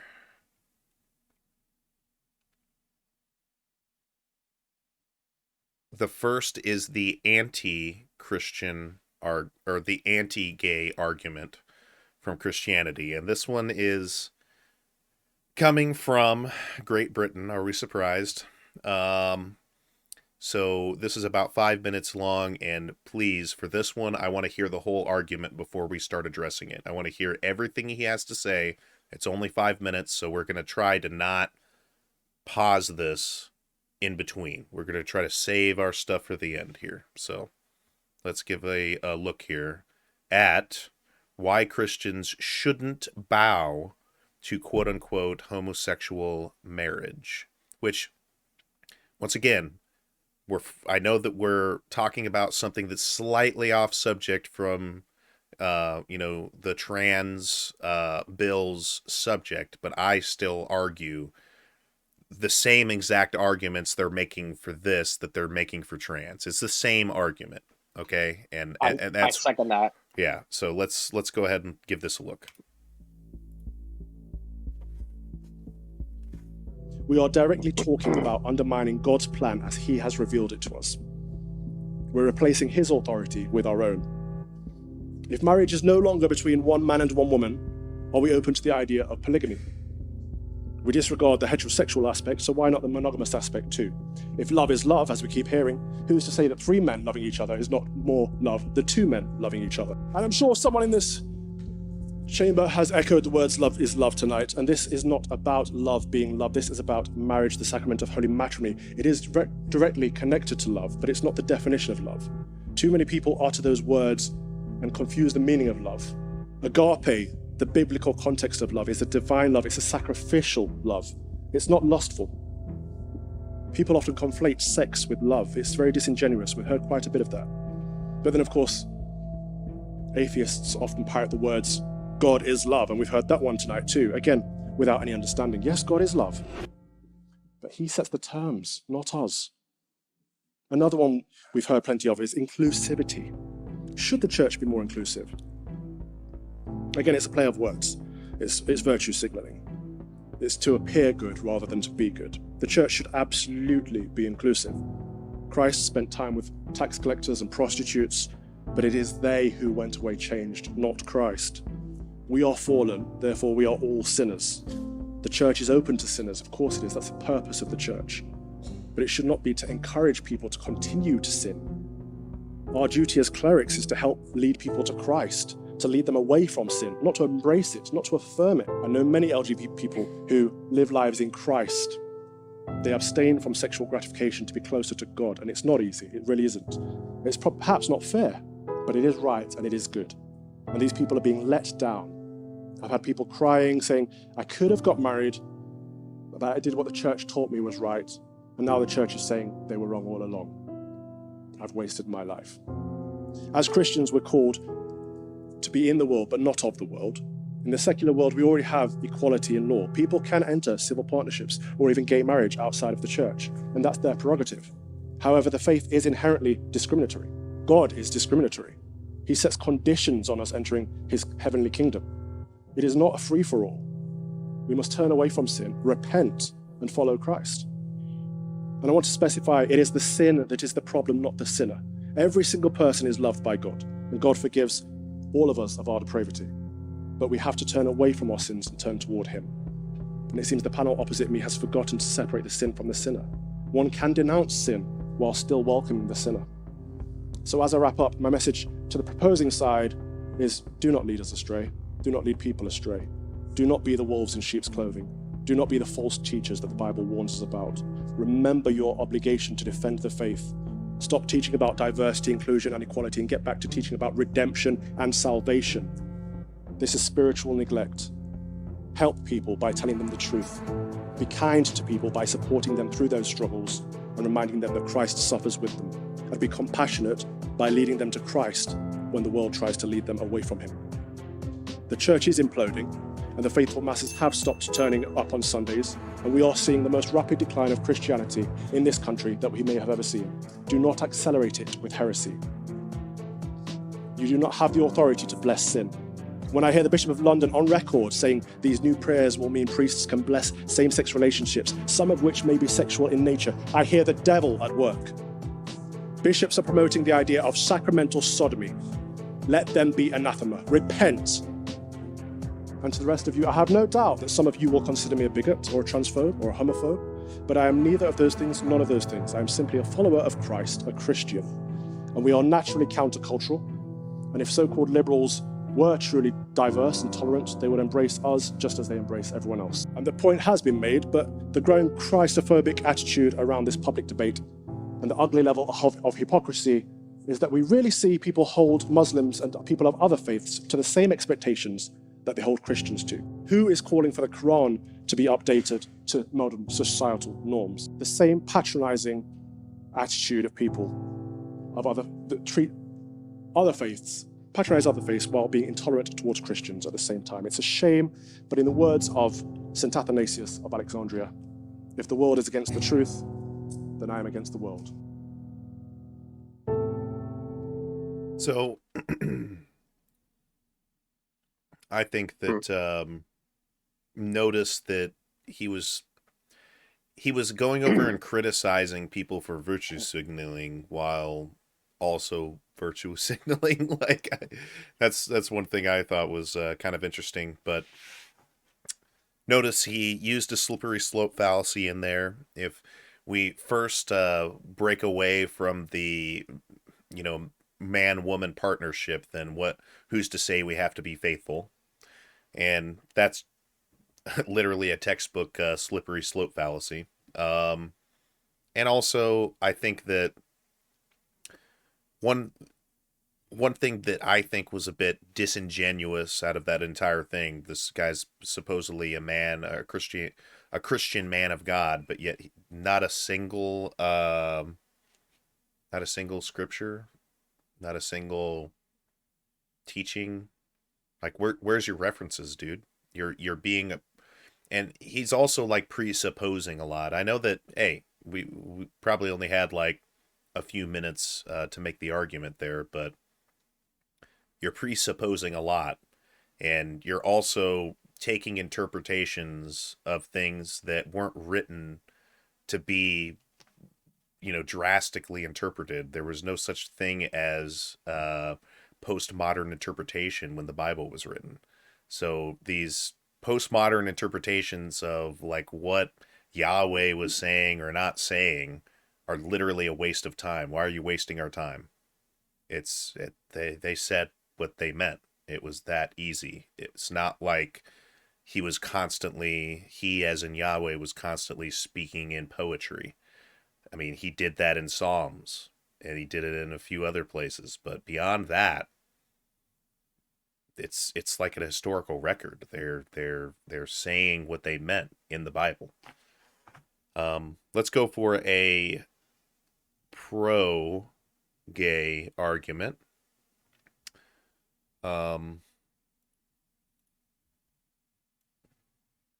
And then we'll have a little bit of a discussion, but I am getting near dinner time.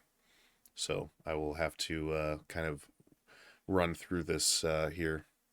I think we'll be able to make it. Holy is the name of Jesus. It would be a typical evangelical service were it not for the gay worshipers in the pews.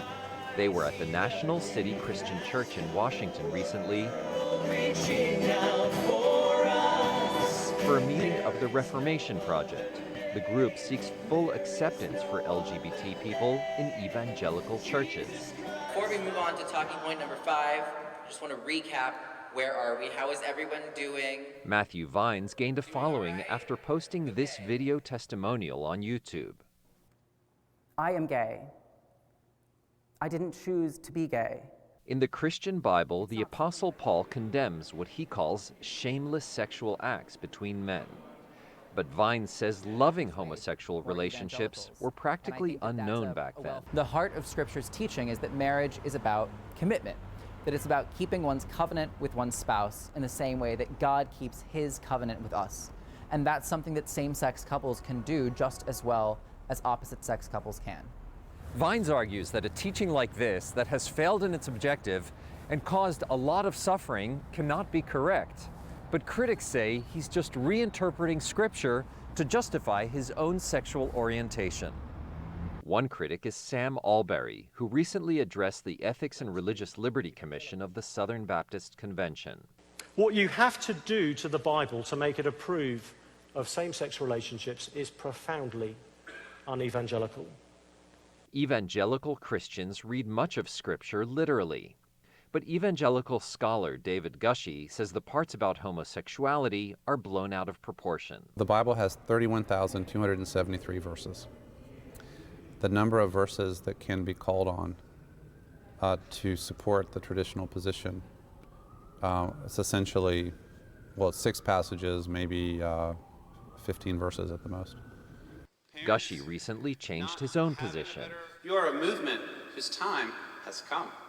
An expert on the Holocaust, he says biblical distortions have resulted more than once in what he calls unchristlike behavior.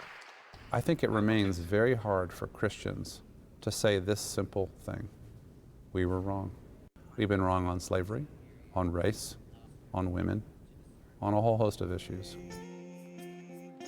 Gushee says Protestant Christianity is supposed to be a self-reforming faith, and he believes lesbian, gay, bisexual, and transgender members will only elevate this spiritual communion. Jerome Sokolovsky, VOA News, Washington.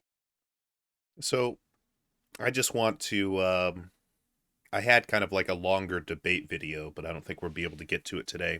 But what I'm trying to outline here is even within, because granted, we are speaking out against anti-trans hate, anti-gay and bi hate, but we are also not wanting to flip the lid and create Christian hate, you know? And I think that there is a debate even within the many different types of Christianity of what is their God's teaching. It's not black and white, is what I'm getting at. Even Christians are arguing about this.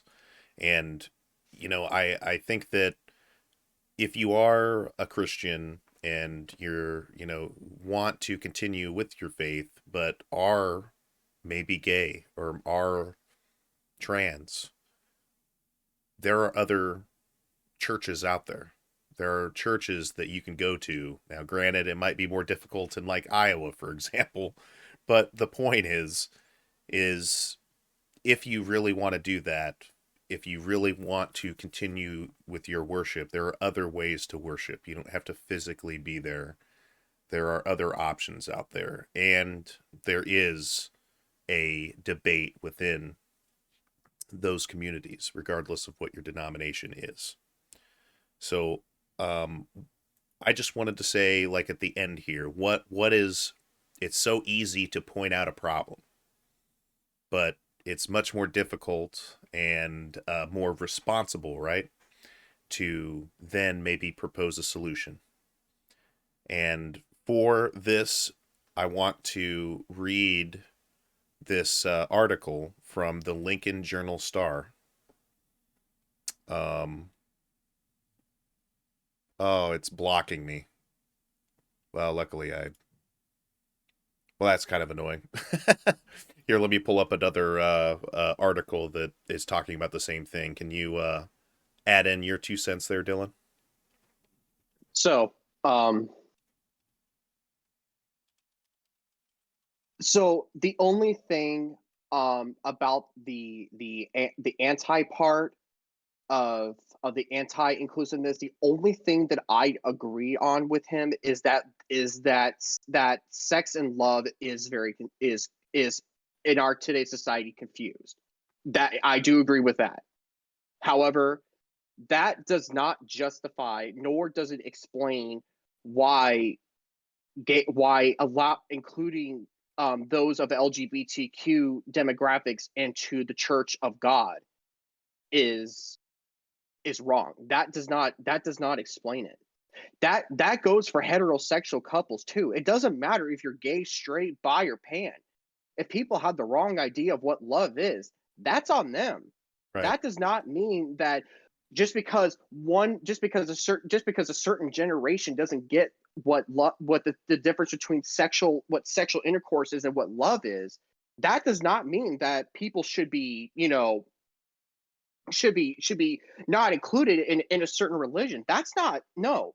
And besides that, what's really funny is that for him to say that we are supposed to help the sinner but not embrace the sin. Okay, well, can you explain why I've heard of stories of like the Mormon Church, of Roman Catholic churches, and other churches kick out people for sinning? Right. That No, that's not how it works. That's not how it's been. That's not what I've been hearing. I mean, I'm not saying every church does that. I am not saying that, but I have heard a lot of stories, and especially the Mormon Church is very much like that. Right. And not to mention, a lot of evangelicals would even argue that the Mormon Church is not even a Christ-based church. It's more Right. Luciferian than anything, due to its origins and due to the kind of practices they do. And not to mention, and then with the pro inclusiveness, yes, I did in my paper with the Leaven Aversion Project, and just the overall topic of whether being gay is a sin or not. Like he said in his coming out video, if you will, he specifically stated that he did not choose to be gay. That's how he felt, and that's always how he felt, and that's always how he is going to feel. Right. Anything that involves the brain wiring, that's not a choice. ADHD is not a choice. Autism spectrum is not a choice. Tourette syndrome is not a choice. Anything that involves the brain and the way that it's wired and the way that your brain is producing chemicals and growing, that is not a choice. And by that logic, if God created you in his image, then wouldn't that mean that maybe he created you this way too? And besides, if he did create you that way, but then just to condemn you for being that way, then either A, God's lying to us, or B, shit, I lost my train of thought there. A, not, it just doesn't make sense. Nothing that the anti-inclusiveness argues, it doesn't make sense. And like what Jason was saying, he never even used any of the scriptures from the Bible at all. He just kind of regurgitated things that are often used as an argument and justification to shame those who are homosexual or transgender. And the thing is, and the ultimate thing is, they got to understand that just because somebody is born a certain way, that does not mean that they cannot live a godly life. That's just, it's like with animals. Animals are incapable of sin because they don't have the free will. They're all instinct driven. See, because that's why I don't take serious that people are blessing their animals. Animals don't sin because they don't have that capacity to understand what that is. They're Right. instinct driven. So it's just that the evangelicals really need to better understand the anatomy of the brain and know the difference between what is a choice and then what people are just made to do. And not to mention, and also with the pro inclusive argument, yes, he's right. Gay marriages today is because they truly do love another. Back in biblical times, gay sex was used to worship demon gods and demons and demon gods. Yes, back then. People are not doing that now. I've yet to meet somebody that says, I'm gay, I love to have homosexual intercourse with another person because I'm worshiping some sort of deity. I have yet to see or meet somebody like that. I've yet to see it. Right. So I just wanted to kind go of ahead. go on what the answer is here. We've gone quite a bit into how the logic really isn't there And, I think there's a lot of compelling arguments against what we've been seeing. So I'm going to read this article here real quick, and we're going to have to conclude. I have a steak dinner to get to, but this here. Nebraska lawmaker 3 weeks into filibuster over bill that would restrict trans health care. It was a mundane, unanimously supported bill on liquor taxation that saw State Senator Michaela Cavanaugh take to the mic on the Nebraska legislature floor last week. She offered her support, then spent the next 3 days discussing everything but the bill, including her favorite Girl Scout cookies, Omaha's best donuts, and the plot of the animated movie Madagascar. She also spent that time railing against an unrelated bill that would outlaw gender-affirming therapies for those 18 and younger. It was the advancement of that bill out of committee that led Kavanaugh to promise 3 weeks ago to filibuster every bill that comes before the legislature this year, even the ones she supports. If this legislature collectively decides that legislating hate against children is our priority, then I am going to make it painful for everyone. The Omaha married mother of 3 said, "I will burn the session to the ground over this bill." True to her word, Kavanaugh has slowed the business of passing laws to a crawl by introducing amendment after amendment to every bill that makes it to the state Senate floor and taking up all 8 debate hours allowed by the rules. Even during the week, she was suffering from strep throat. Wednesday marks the halfway point of this year's 90-day session, and not a single bill will have passed thanks to Kavanaugh's relentless filibustering. Clerk of the legislature Brandon Metzler said, "A delay like this has happened only a couple of times in the past 10 years. But what is really uncommon is the lack of bills that have advanced," Metzler said. "Usually we're a lot further along the line than we're seeing now." In fact, only 26 bills have advanced from the first of 3 rounds of debate required to pass a bill in Nebraska. They would normally be 2 to 3 times that number by mid-March, Metzler said. In the last 3 weeks since Kavanaugh began her bill blockade, only 3 bills have advanced. The Nebraska bill and another that would ban trans people from using bathrooms and locker rooms or playing on sports teams that don't align with the gender listed on their birth certificates are all among roughly 150 bills targeting transgender people that have been introduced in state legislatures this year. Bans on gender-affirming care for minors have already been enacted this year in some Republican-led states, including South Dakota and Utah, and Republican governors in Tennessee and Mississippi are expected to sign similar bans into law. And Arkansas and Alabama have bans that were temporarily blocked by federal judges. Kavanaugh's effort has drawn the gratitude of the LGBTQ community, said Abby Swatsworth, executive director of the LGBTQ advocacy group Out Nebraska. The organization has been encouraging members and others to inundate state lawmakers with calls and emails to support Kavanaugh's effort and oppose bills targeting transgender people. "We really see it as a heroic effort," Swatsworth said of the filibuster. "It is extremely meaningful when an ally does more than pay lip service to allyship. She really is leading this charge." Both Kavanaugh and the conservative Omaha lawmaker who introduced the trans bill, State Senator Kathleen Koff, and said they're seeking to protect children. Kavanaugh cited a 2021 survey by the Trevor Project, a nonprofit focused on suicide prevention efforts among LGBTQ youth, that found that 58% of transgender and non-binary youth in Nebraska seriously considered suicide in the previous year, and more than 1 in 5 reported they had attempted it. "This is a bill that attacks trans children," Kavanaugh said. "It is legislating hate. It is legislating meanness. The children of Nebraska deserve to have somebody stand up and fight for them." Koff said she's trying to protect children from undertaking gender-affirming treatments that they might later regret as adults. She has characterized treatments such as hormone therapy and gender reassignment surgery as medically unproven and potentially dangerous in the long term, although the American Medical Association, the American Academy of Pediatrics, and the American Psychiatric Association all support gender-affirming care for youths.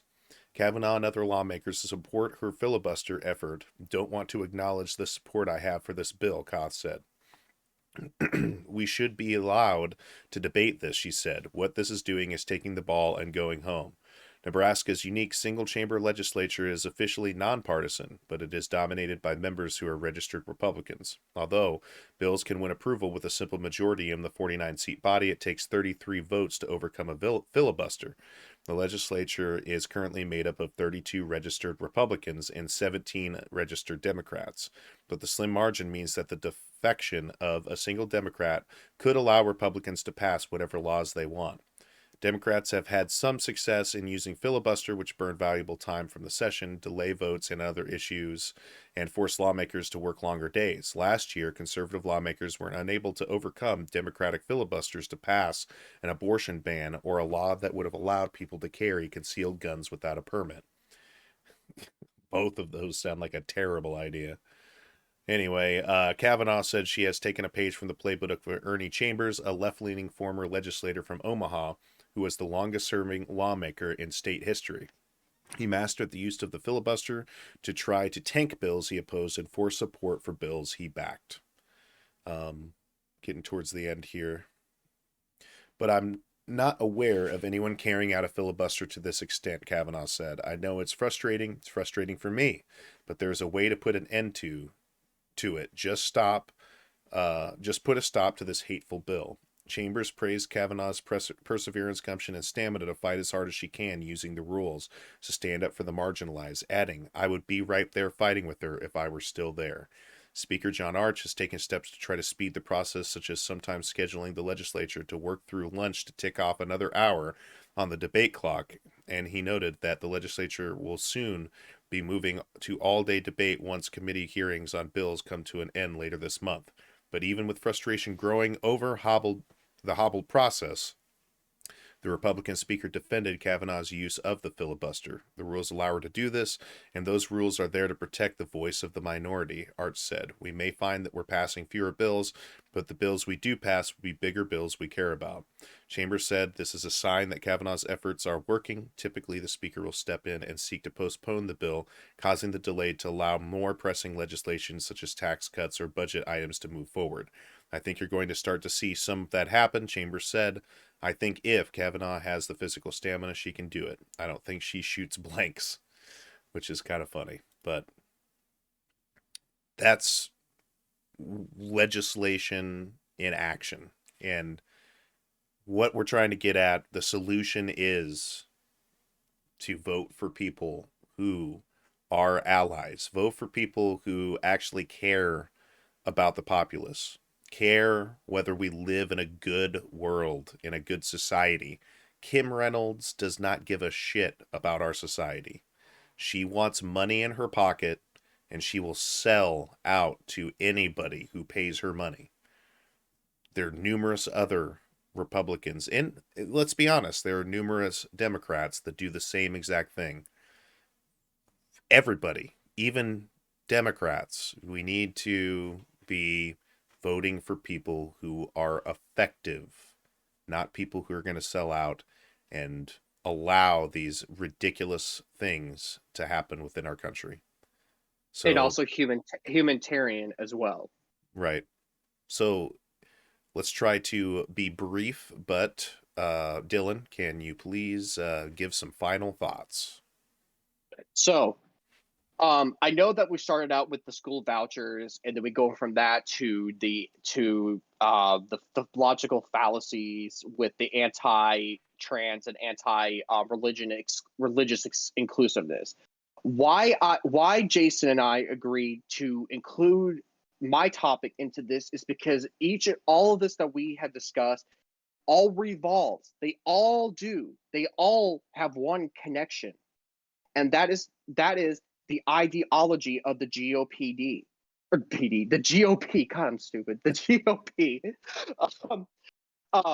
It's all connected to that. They're so worried about their ideology, their values, and their beliefs, and they will anytime someone puts to the table of including another demographic that has some to many differences from their beliefs and their values, they will instantly take that as an attack, and they will use their political power that they have at their disposal to oppress those, but claim at the same time that they are protecting the children. How are you protecting people how are you protecting anything for that matter if you are oppressing a certain demographic? That's what I have a You very are big problem oppressing with. children. Yes, you are oppressing children. You are the oppressor. You are doing damage. You are still the villain. You can call yourself a hero and think that you're a hero all you want, but you're not a hero by taking one demographic's rights and infringing upon them just so your ideologies and your values feel safe. What they constantly forget is there's still the Christianity, the Christian faith is still the dominant faith and value in this country still. But yet they sit there and act like that they're under attack because of this drag shows and these kids wanting to change their genders and these gay people coming to church and wanting same rights as other people. Oh, they're attacking me. No, no one's attacking you, dude. No one is. And I used to have that kind of mindset when I was an evangelical. Why? Because I was taught to think like that. I was Right. taught that. They took advantage of my anger that I had stemmed from being bullied and outcasted in high school to think like that so I could focus it on those who I thought opposed my values. That's not what was going on. I was taught to attack people that did not deserve to be attacked. That's not right. That's not protecting the children. You're attacking people because they don't think the same as you. Wait, what was that called again? Oh yeah, fascism.